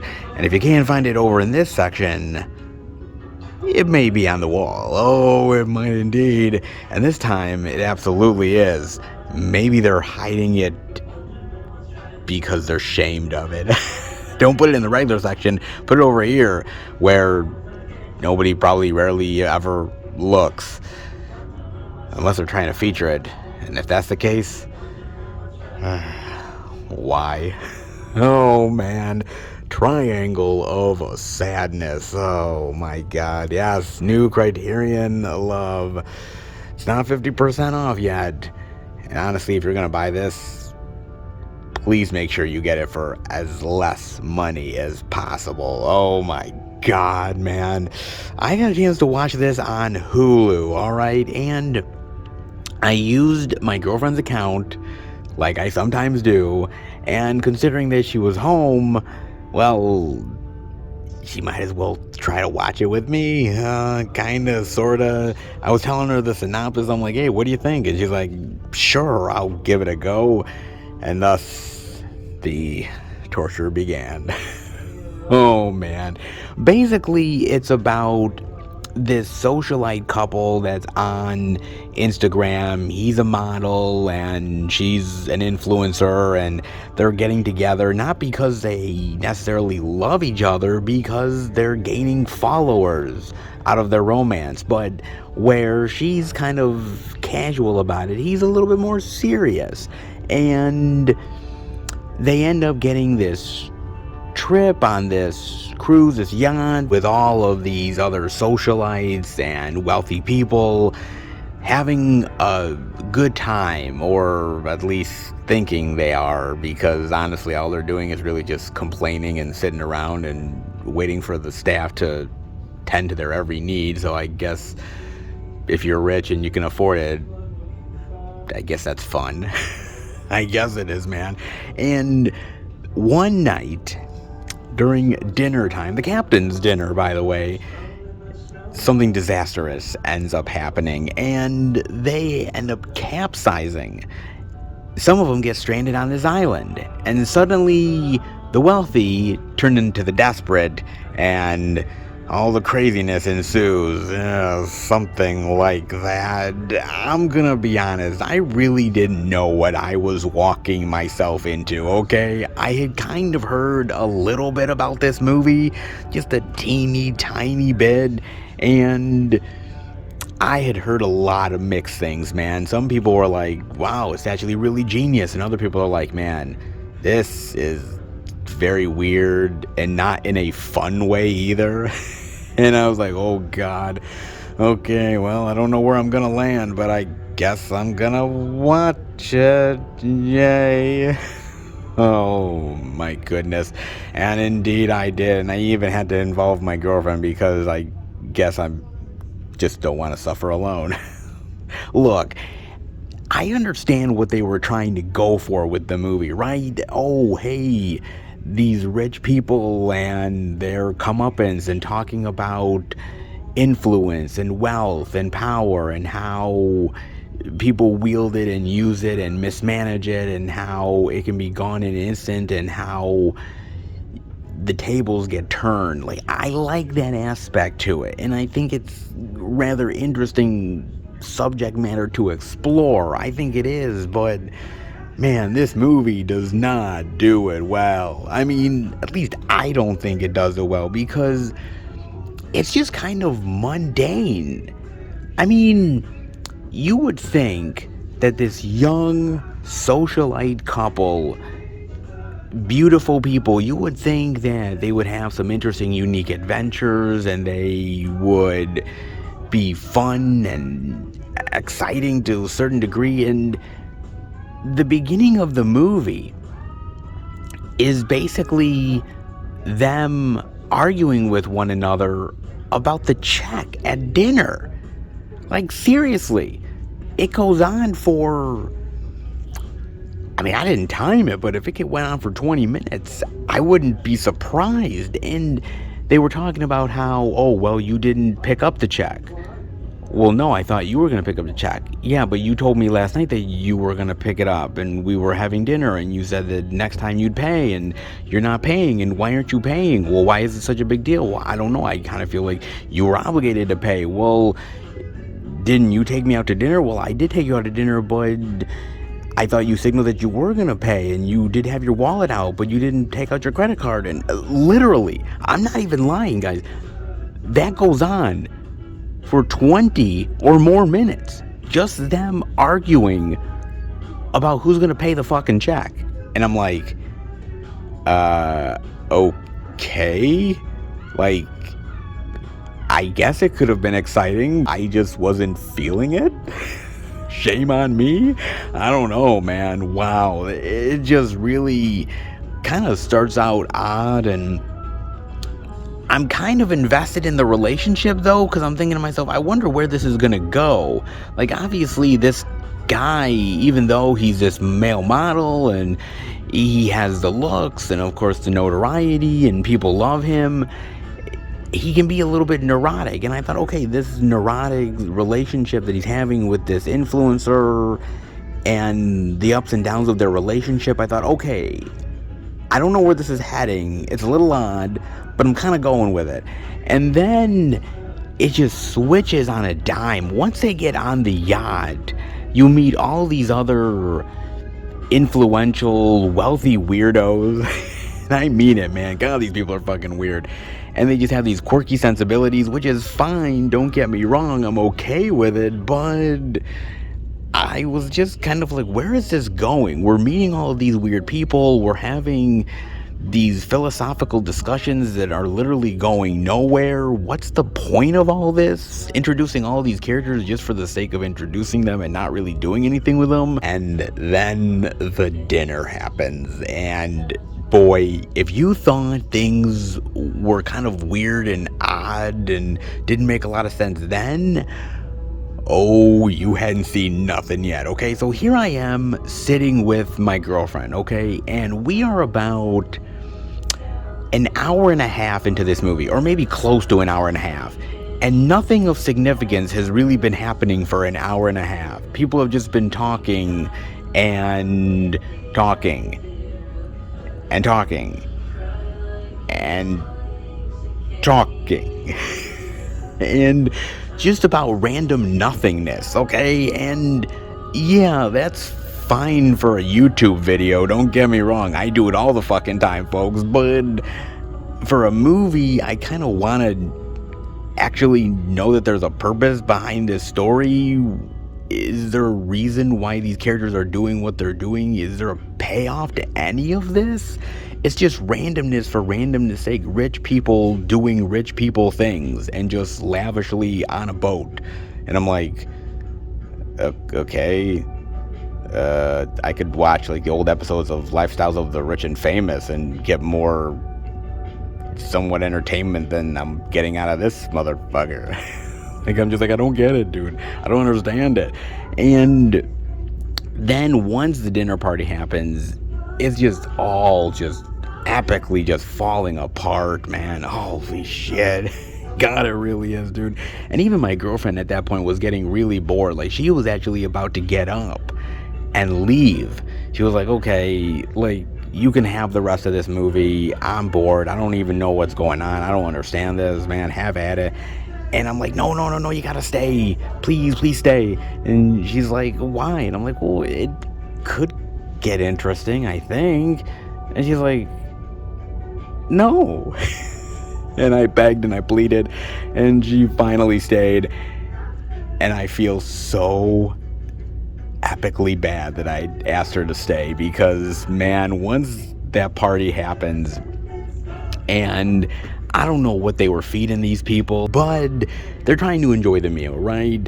Living in the lap of luxury, I suppose. Really, having a cruise is lap of luxury? Man, I wish I was rich. I'd know how to spend the fucking money, folks. I really would, dude. But anyways, so they're enjoying the meal, or at least trying to, and one of the passengers, God, she's feeling kind of sick. Something's wrong.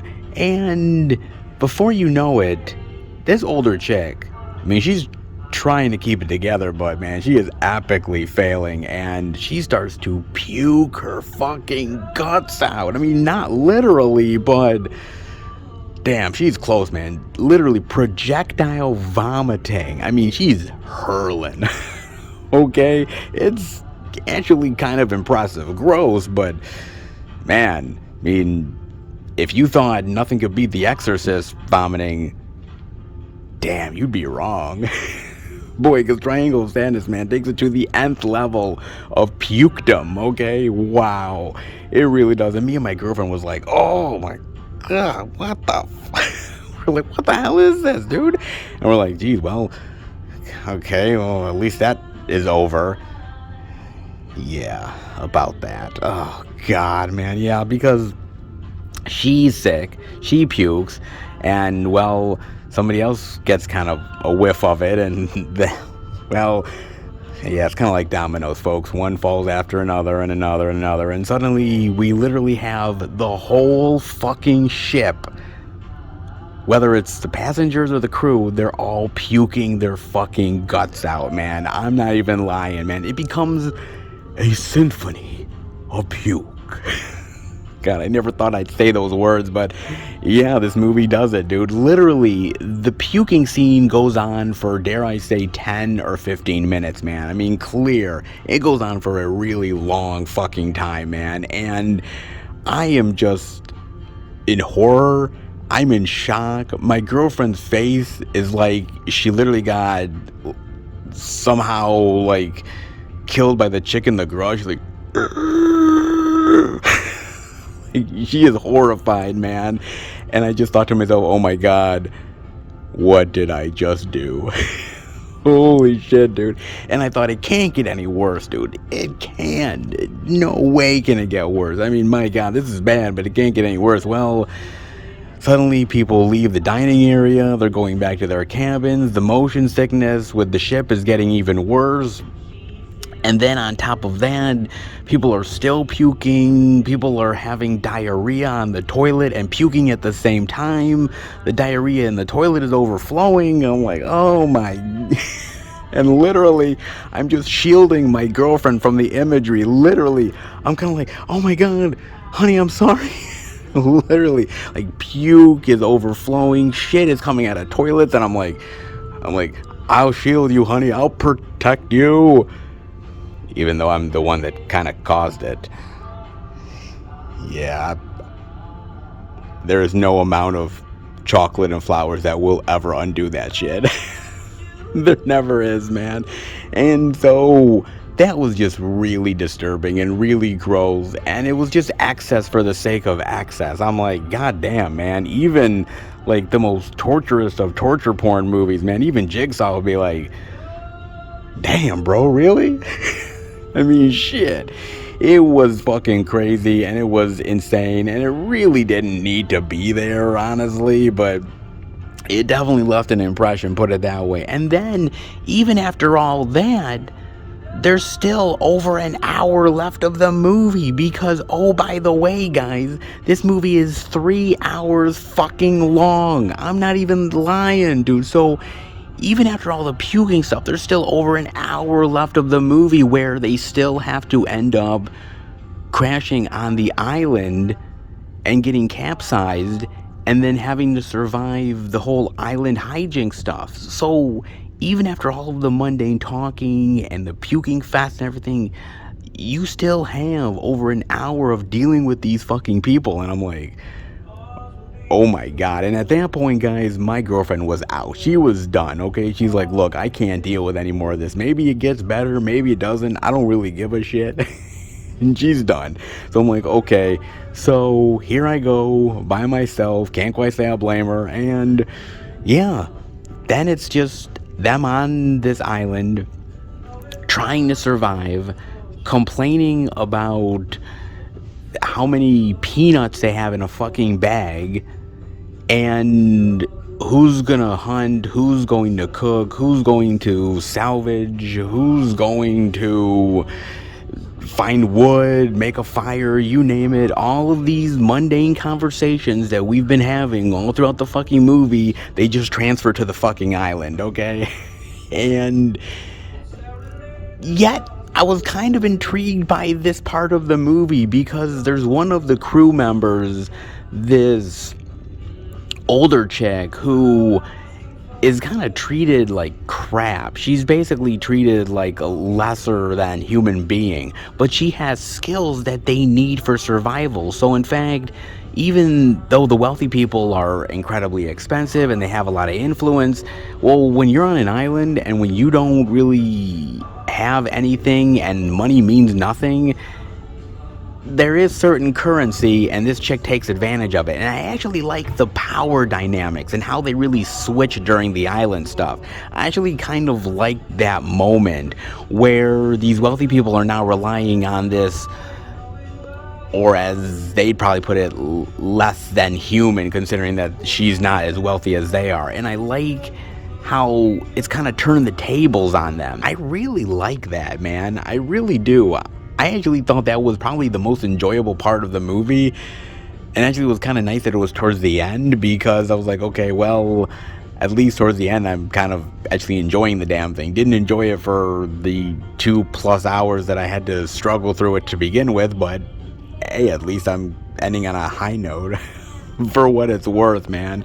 And even the ending, I was like, oh, come on, man, seriously? These motherfuckers are that inept and that stupid. And I'm like, okay, well, I kind of was enjoying it until I wasn't anymore. And I'm like, shit.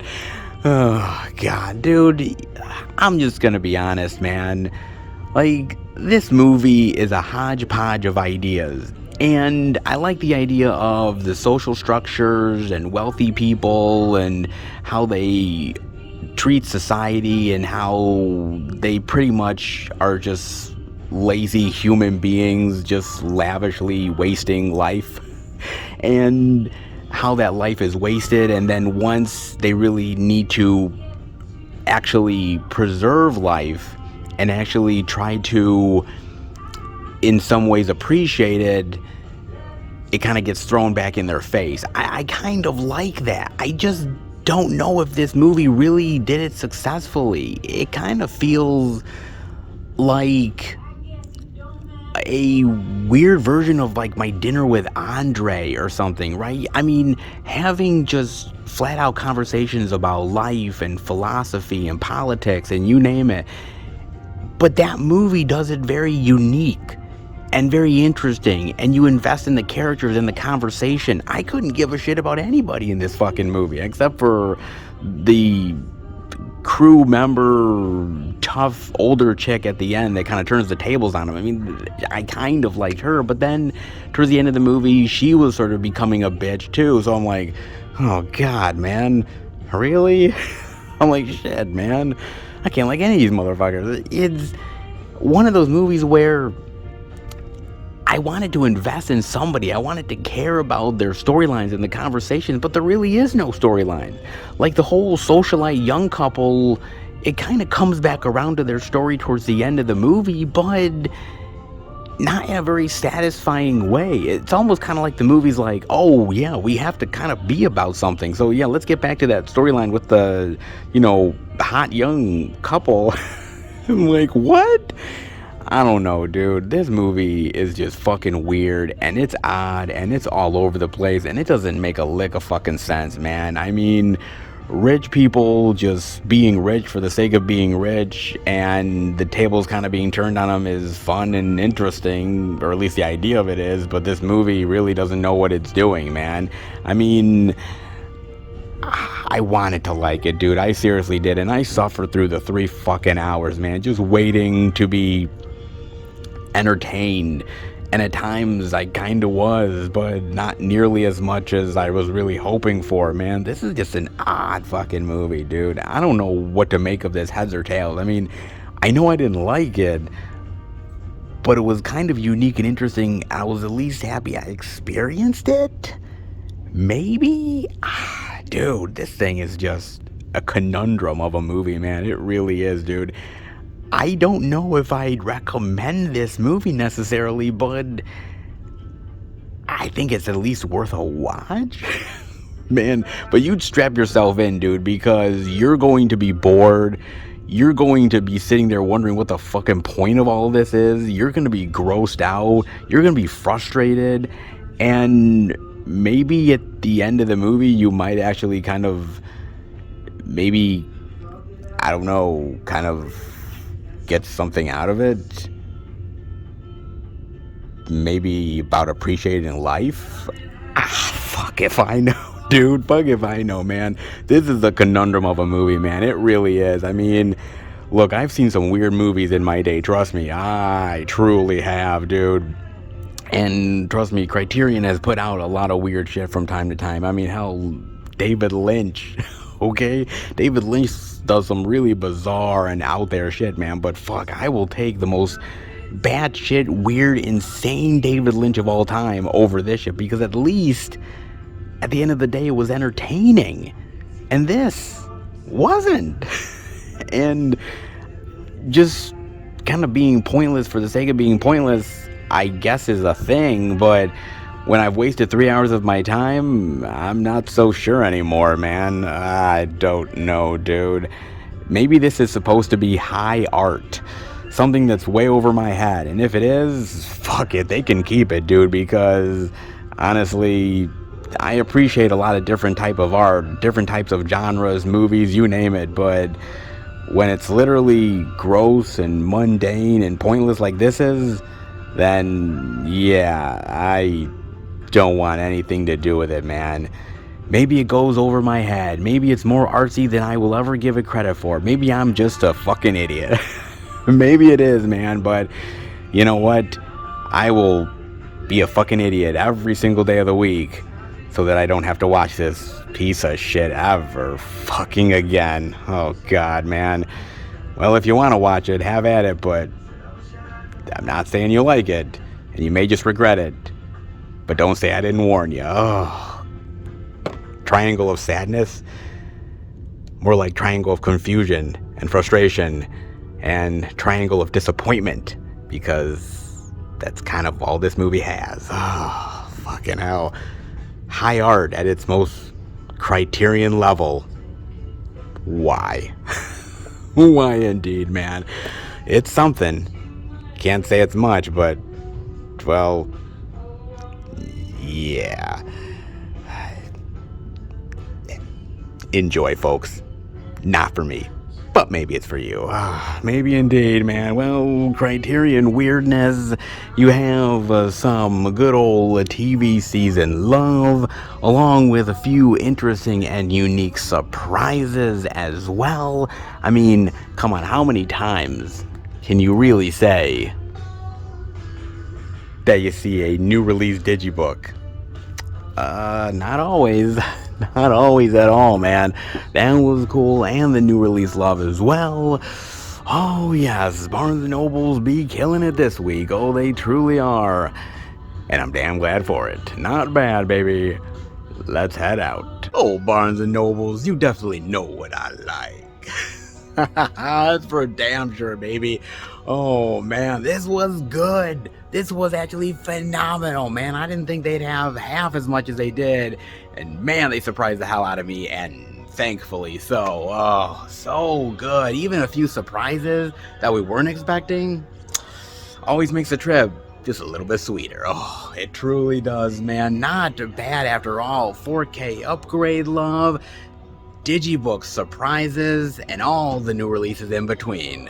Oh yes, Barnes & Nobles definitely did their due diligence this week, and I absolutely appreciate it. No doubt about that, man.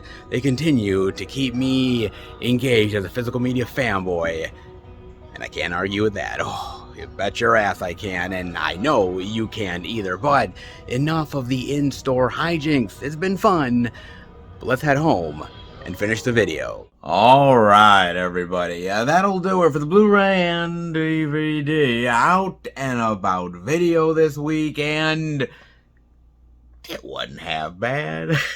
It wasn't half bad at all, man.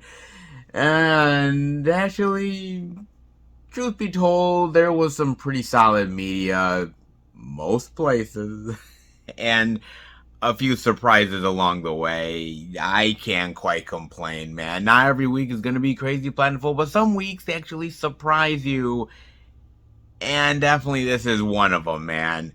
Some interesting media out there, definitely worth diving into. Hopefully you found something good. If you did, definitely let me know. As far as I'm concerned, yeah, I picked up some things. Yes, I did. Now, ooh, it was rather tempting at Barnes & Noble's. I almost picked up, yeah, a couple of titles there, man. I almost did. I was looking at the Deep Impact 4K, and upon further inspection, the slipcover was slightly bent and kind of noticeably damaged. So I didn't pick it up, but man, was I tempted to. Had that slipcover been in really good condition, I might have pulled the trigger on that, but I'll get it some way, somehow. I love the movie. I want to have it in the collection. Trust me, it will be in the collection. So, maybe a week or two from now, you may see it among the pickups. You might. Not this week, but eventually you will. And, ooh, man, All Quiet on the Western Front, that digibook is pretty fucking cool, man. Dude, I am so shocked to see that at Barnes & Noble. I was not expecting that, man. And I might eventually pick it up. Maybe, kinda, sorta. I mean, I do like the movie. I may just have to pick it up at some point. I know it's gonna be there at Barnes & Noble's. I don't think anyone's ever gonna really buy it. It's kind of weird because Barnes & Noble's, as much as they have a really good physical media section, I don't think people ever really go in there to shop for their physical media needs. And I can't quite say I blame them because, when you think of Barnes & Nobles, you don't think of going in there for movies. Then again, the prices aren't always great. So I can't quite say, I actually put blame on people because once you start to see some of the prices, you kind of walk out the door. So, yeah, I get it, man. So, it's only usually when the 50% off Criterion sale is going on or 50% off Arrow that a lot of people are actually coming in the door to actually start buying some physical media out there. But, there is some really great hidden gems in between some of these sales. And I kind of feel like it's always kind of under the radar, man. And so sometimes you're able to find some really great stuff if you look where to look for. So, yeah, like I said, it's tempting. I'm gonna hold off. Maybe. But boy, it's cool to see a digibook love out there. It really is, man. So, I didn't get the Deep Impact. I didn't get All Quiet on the Western Front, even though I kind of wanted to. I held back. Trust me, it wasn't easy. But what did I pick up then? Well, a couple of oldies but goodies. Oh, indeed, man. And this one, actually, I got online. It was a pre-order. They finally shipped it to me. Thank God. And this is one I have not revisited in a very long time, but I remember really loving the movie. I can't even believe that this is getting a physical media edition, but I'm kind of glad it is. And that is none other than A Grand Tour. Yes, with Jeff Daniels. Oh my God, man. He came back from the future to save his only child from the past. Oh, man. Man, time travel's a bitch. It really is, dude. Oh, my Lord. From Unearthed Films, look at the Slippy Love and, a little bit of nice alternative artwork on the inside. You definitely got to dig that. Oh, I do, man. Damn. When they announced this, I was like, okay, I know I've got to pick this up. And I've always really loved this movie. It's quirky, it's fun, it's adventurous. I love Jeff Daniels here. It's really solid, man. I think it's far better than I think people actually give it credit for. Kind of actually been forgotten by time. But a really solid movie directed by David Twohy, who I really love from the Riddick movies. So this is a good little gem worth having, man. And I gotta give it up to Unearthed Films because they have surely but quietly been putting out some really great editions of some really solid movies, man. And can't quite say I'm buying everything from Unearthed, but man, when they put out a good edition that I want, I'm definitely grabbing it. Very nice indeed. Damn glad to have it part of the collection. Ooh. And the one other release that I got, I kind of told you guys a couple weeks back that I was most likely going to pick it up. And, well, better late than never. And finally got it. Thank God I got it in my glorious hands, because this movie definitely deserves to be part of the collection yet again. Oh, yes.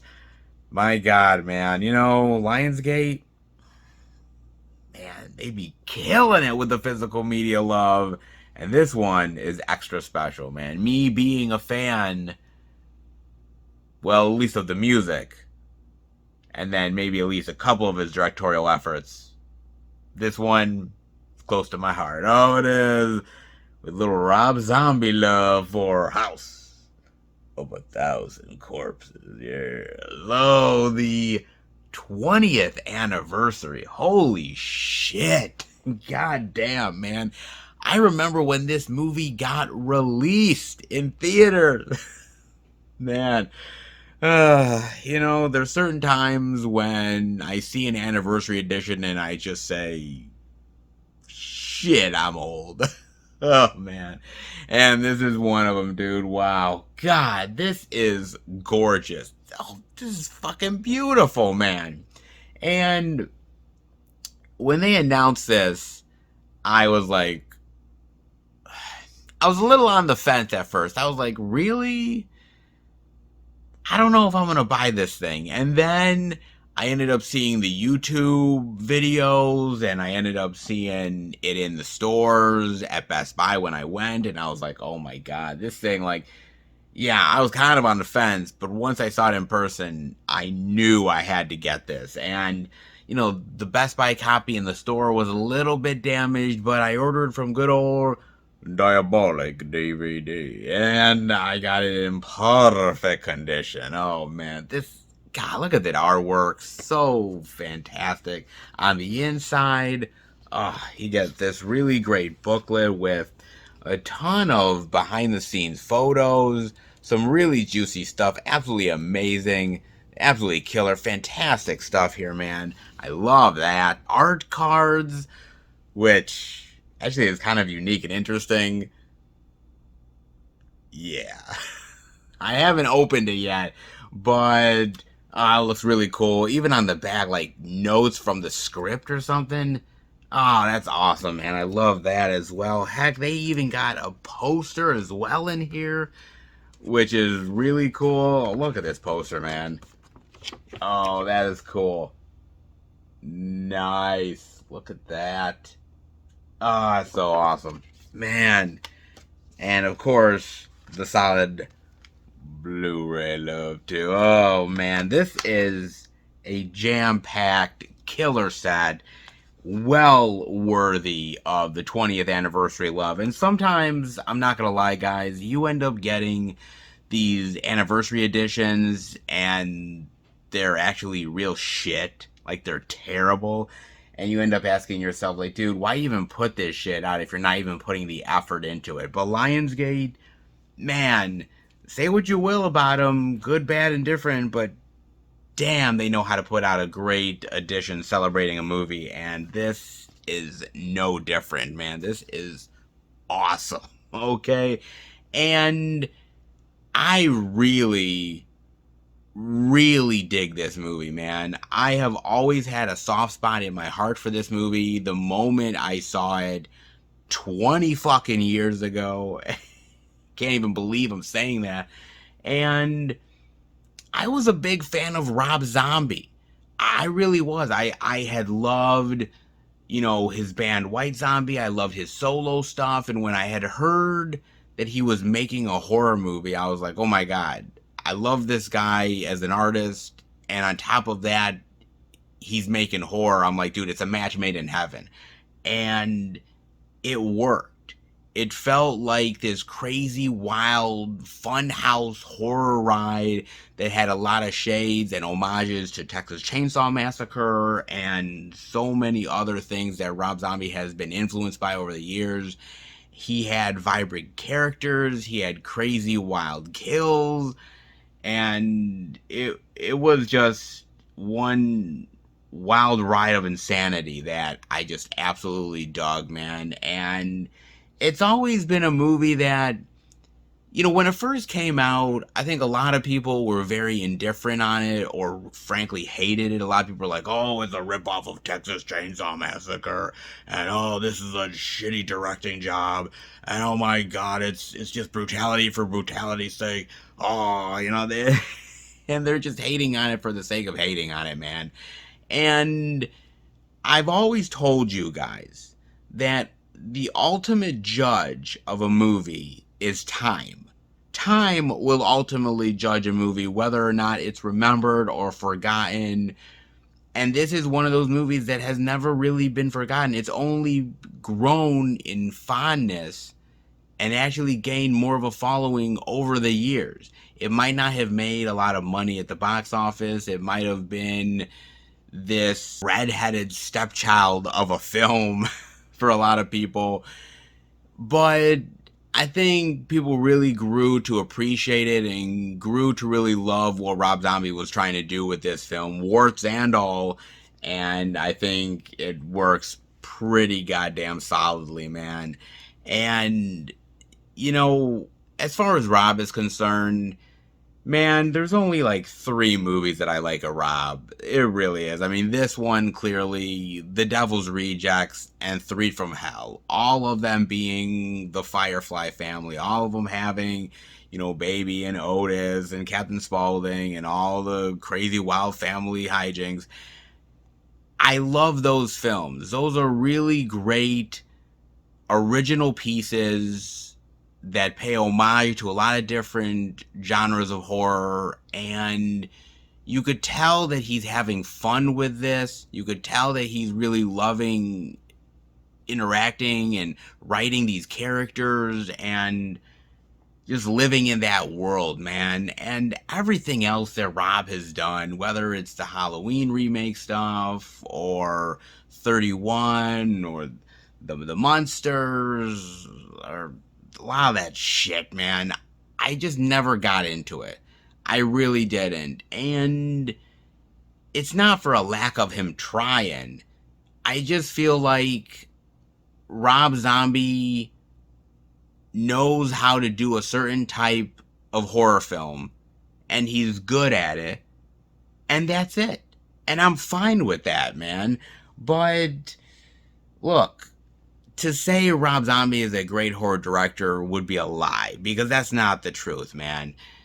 He's got a lot of faults. He ain't perfect, not even close. But I still appreciate some of the movies that he's done, and House of a Thousand Corpses is one of them. And so, for me, man, I'm just amazed that this film has lasted. I'm surprised that it's lasted. I'm thankful that it's lasted.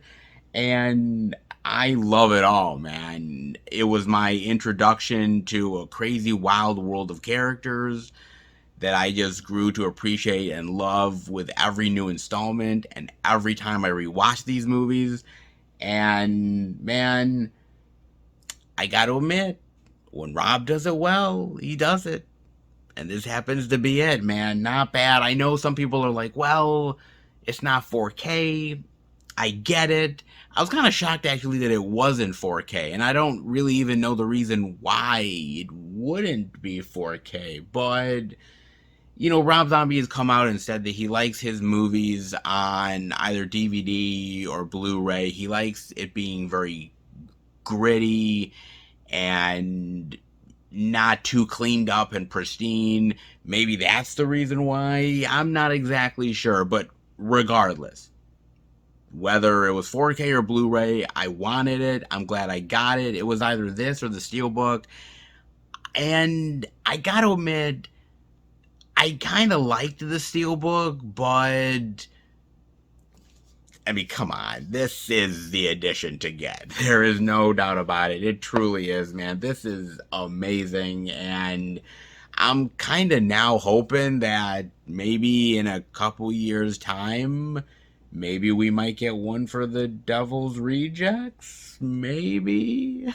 I'm kind of hoping because, dude, if it's anything like this, I will be damn glad to have it in the collection. Now, I'm not getting rid of the DVD of House of a Thousand Corpses. I know you guys are thinking, well, if you have the 20th anniversary, why aren't you getting rid of the DVD? Well, because the DVD still has that really great menu with Captain Spaulding, and that is one of the best menu screens of all time. I am so not getting rid of that, man. But it'll go right alongside the nice 20th anniversary edition. Not bad for a little bit of Rob Zombie appreciation. And I can't believe I'm even saying that. And leave it all damn good and damn good indeed. Oh, yes. It wasn't much this week, all things considered, but the two things I got are two things that are well worthy of the collection love. And before I let you guys go, I definitely gotta talk about this. Now, right now, as of this video, there is a writer's strike going on in Hollywood. And if you've been living under a rock, literally, I mean, there is a lot of complications that are going on with it, and producers and creators and actors and directors, and there's a lot of people that are basically picketing with the writers, supporting them, solidarity, and basically the writers want certain things. They want, obviously, higher wages, they want to be compensated better, and of course they want more opportunities. There's a lot riding on this in Hollywood right now, and to be honest with you, it's the little guys wanting to get a bigger piece of the pie, and there's nothing wrong with that. There's nothing wrong with that at all. I entirely 100% support it. There's a lot of writers out there that honestly are not as big. Not everybody can be a Stephen King. Not everybody can be these big legendary writers who are writing scripts and lending their material out to people. Sometimes it's the little guys that are writing these TV shows that are under incredible amount of stress and time and very little pay, can barely pay the bills. They need to survive just as much. So I highly 100% support this, man.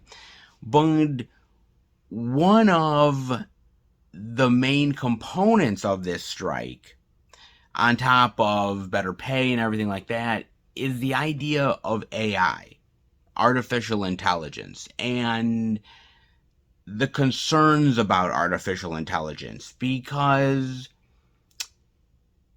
it's weird to say that it's a thing now, but apparently we're getting there, because it's interesting, because with artificial intelligence in recent years, there's been a lot of back and forth about AI creating art and creating music, and is it really truly art? Is it really truly a creation if the creation is ultimately coming from an AI generated source that doesn't have the same thinking and mind as an actual human being that is creating it from their bare hands or from their own mind? And that's a debate that's really starting to take hold now. And with the writer's strike, it comes down to the fact of, can AI write a movie? Of course it can. Can it write a good movie? Perhaps. Can it write a solid piece of dramatic art, something Oscar worthy? I don't know. And to give it that opportunity, is basically to say that we are going to enter into a whole nother realm of artistic quality that is kind of dangerous. And I think writers right now are debating how to go about it. Because right now, with the writer's strike happening, there's a lot of studios that are basically looking at AI's writing scripts. And then writers come in and polish the script a bit, punch it up. But for the most part, it's going to be AI generated. What does that mean for revenue? What does that mean for money purposes? Who gets the rights? Who gets the credit? There's so much questions to be asked here. And I kind of feel like we're at an impasse with technology right now. I have always loved technology, and there is nothing wrong with advancing technology. I think we need to do that. But we ultimately have to ask ourselves, how far is too far? And that is a really serious question, man, because there is so many jokes out there of like, well, boy, AI is going to become so intelligent. Terminators, Arnold Schwarzeneggers are going to be coming around and taking over the world, cybernetics and everything. And I'm like, okay, hold on. It ain't going to be like that, man. But I think overall, there is a real concern about the idea of what AI truly means to the human condition. I mean, my boss at my work literally came to me and talked to me like a week ago and said, Seth, I was on Snapchat and I was having the conversation with the AI generated messenger, and it was just wild. It felt like I was having a real conversation with somebody. I could ask them any possible question, anything, whether it was lifestyle or politics or any random question about movies, you name it, and they'd have an opinion. And I mean, literally anything I came up with asking a question, they always had a response for. And he was blown away by that. He was literally like, wow, this is amazing. And it is. But I think as a society, we're slowly losing that connection to one another. And one of the last really great connections is art. Whether it's poetry or a painting or a wonderful novel, you name it, a song, it could be anything. And AI is at a point now in its creation where those discussions are truly being had. That yes, it can create art on a canvas. Yes, it can make a song, write lyrics, hell, potentially even write whole screenplays. Literally, executives right now in Hollywood are literally using AI technology to write potential scripts that you may be watching the movie for in the next 3 to 5 years. And that's nuts to even think about, but it's the truth. And so it begs the question, if it comes from a computer generated source without the involvement of an actual human being and their mind and their thoughts, is it truly art?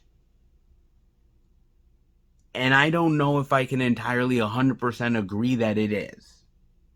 And taking away an actual living, breathing person's ability to write that script and have ownership over it is a big fucking deal, man. Because, the one thing, whether it's writing songs or writing a script or a book, is the fact that there is an ownership that that person who writes it has.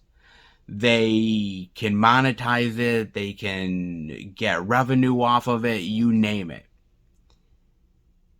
If a studio or a company in general is literally taking that AI technology and having them create this piece of art, the idea that that company will ultimately own that said product, and the idea that they don't have to pay out anybody to give them any revenue, any deal. It's solely and purely 100% that company's property. And the argument could be like, well, Seth, directors who direct these movies and all this jazz, they don't technically own their films either. These companies own those films. Yes, they directed it. Yes, they might have written the screenplay, but the studio owns that movie. You're not wrong. But at the end of the day, whether it's James Cameron or Robert Rodriguez or Quentin Tarantino or George Lucas, Francis Ford Coppola, Martin Scorsese, whoever it is, from the biggest guy to the smallest one, if they contribute to that script, if they write that dialogue, they get credit in the movie. And therefore, anytime that it's on TV or selling physical media copies, anything on streaming, you name it, they get a piece of the pie. They get revenue that comes into their own pockets. What happens when that AI generated source that the company has bought and paid for writes that script, and a ghostwriter or whoever comes in to write a little bit of extra added stuff to it to just make it a little bit better? Who ultimately owns it? It might not be the writer. It might be the AI generated property of the company. And that's where it comes down to, is the idea that, yes, art is subjective, but at the end of the day, the artist has most, if not a lot, of the control. And giving it away to an AI generated source, artificial intelligence, because I go back and forth on this, guys, because a part of me says that, okay, there is intelligence there. There is the idea that there is a thinking mechanism inside this that understands the concept of what it's doing and the intentions behind it. But then there's the artificial part where how much is it really its own mechanisms that it's going off of? Because at the end of the day, what this intelligence has to ultimately be is programmed in order to end up having the mechanisms inside its thoughts, I guess, to actually make it in the first place. It has to be programmed in order to do that. And to just program a machine to just make something for the sake of making something, I don't know if you could 100% call that art, man. And the fact that these studios are basically saying, look, it's great that these writers are striking and they want more pay and they want more people employed, and that can never be a bad thing. But these studios, look, at the end of the day, these executives are greedy motherfuckers. That's the truth of it, man. They're greedy assholes that want more piece of the pie, and they don't want to give it to anybody else. And what's the best way to do that is artificial intelligence. To take a program and program it however you want it to be and write a script however you want it. Okay, it's not perfect. We're going to bring someone in to touch up a little bit of it. Well, be on their way, pay them a little bit of convenience for their time, and they're off. And we have a polished script that 90 to 95% of it was done by an AI We don't have to pay extra people or extra revenue, and any of the extra revenue we get comes right back to us. And it's simple, it's easy, it's effective, and we cut the middleman right out of the goddamn thing. Art is meant to be a collaborative process, especially when it comes to film. Writers are crucial to the process, absolutely 100% crucial. These writers deserve all of the demands that they are asking for, because at the end of the day, yes, we always talk about the movie stars. Yes, we talk about the directors and sometimes the producers, you name it. But at the end of the day, these actors are only as good as what they are given on the page.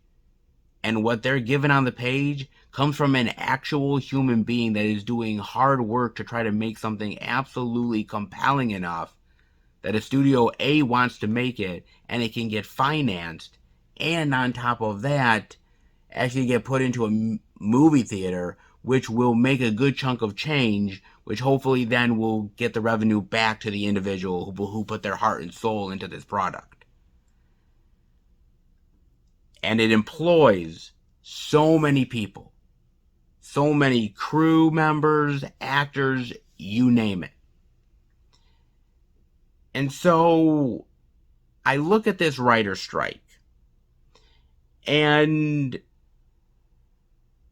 I believe in what they're fighting for. I believe that what they're fighting for is the right thing to do. Is the idea of better conditions and better pay and better compensation. We're living in a world, you got to understand, guys, we're living in a world where streaming is absolutely king. Okay, 100%. And a lot of these streamers, they don't tell you how much streaming hours some of this content is being given, how much time people are watching it. They don't put out the exact numbers. Sometimes it's very difficult to gauge how successful something is on a streaming platform when companies like Netflix is not really giving you the bottom line. They're not really telling you the truth. And when that happens, a writer that put their heart and soul into that particular series or movie, and if Netflix comes back to them and says, well, it didn't really do that well, here's a check for X amount of dollars, when you know, geez, it seems like it's really popular, it's on your top 10, everybody's talking about it on Twitter, are you sure it didn't really make that much money? And Netflix is like, well, look, it didn't. I mean, can I see the numbers? Well, I mean, we don't like sharing the numbers with people because, you know, we don't want it to get out into the public and everything like that. And it's really frustrating for an artist when they don't even know what's the true nature of the business. When these companies are literally hiding numbers so that they don't have to compensate people the right way. And on top of that, artificial intelligence that is coming in and literally taking jobs away. So, you know, I don't know what your guys' opinion of this is, good, bad, indifferent. I don't know. But just understand this for a second. That these writers, whatever your favorite shows are right now, whatever favorite movies currently that you've seen in the past year, 2, 3, 4, 5, whatever, a human being was behind that. And these people are putting their heart and souls into this material. And their livelihoods depend on this. Their artistic expression depends on this. And they need to be properly compensated for it. What does that mean necessarily? Well, I guess we'll just have to find out how this all shakes out at the end of the day. But I am 100 in support of these writers, 110% in support of these writers. I truly am, man. And so I think we're entering into a very tricky territory where artificial intelligence, it can be very useful in many instances, but it can also be used by companies that want to sidestep other people in order to make more of a profit. I don't mind companies and studios making a profit. Everybody needs to at the end of the day. Money is king. I get it. But there's a right way and a wrong way to go about it. And how will this all shake out? How will the artistic expression shake out? How will the money aspect change? How will this all shape Hollywood? Because at the end of the day, technology advancements are amazing, and they've helped the industry greatly. But how far is too far? That's a question that I think we've slowly but surely at least kind of started to talk about, but now we're here, and it's in front of our faces. And we can either choose to ignore it or actually have the heavy-handed conversations that need to be had. Because technology isn't going away. It's advancing whether we like it or not. And these questions and these hard answers need to at least be talked about. Art and commerce, they go together. But when it's artificial intelligence, where's the line? Let me know what you think about this. It's kind of very interesting to me. And again, I support the idea of art and expression and actually having a human being really expressing themselves in these great art forms. But when you put it in the hands of artificial intelligence, is it truly a piece of everlasting art? And if it is, who owns the rights to that art? Just saying, man. There's a hell of a lot of tough questions to be had. And if we don't do it now, when? Just saying. Definitely let me know indeed about that. I'm dying to find out from you guys. But hope you guys enjoyed the video. If you did, definitely give it the thumbs up. If you're new to the channel, welcome. Check out the other Blu-ray and DVD out and about videos that I do every single week. Check out the movie reviews with my friends, live streams, Blu-ray pickup videos, unboxings, all of that jazz, all of the older content and the newer content that is slowly but surely coming your way as well. Definitely let me know what you think of the videos, comment down below, and subscribe to the channel. Become a part of the Film Fan Nation. I want to thank my really great subscribers out there. You guys are awesome. The great comments, the feedback, the support.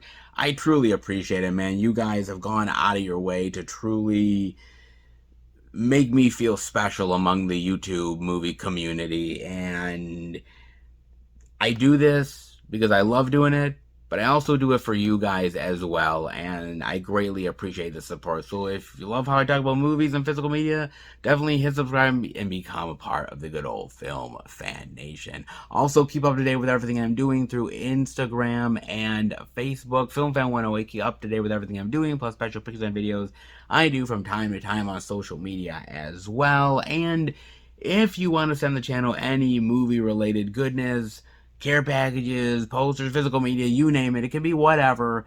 The P.O. Box is in the description below. It is not expected, but it is definitely appreciated.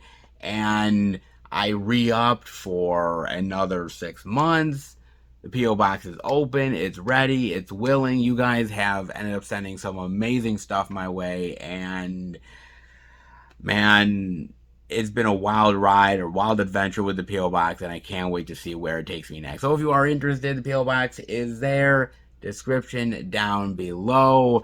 Definitely take advantage of it. But I suppose that is it for the video. Another crazy, wild, insanity ride of physical media goodness. And let's hope the train continues. Let's hope it does. I will see you back next time for a brand new Blu-ray and DVD out and about video. Take care, everybody. And remember, happy hunting.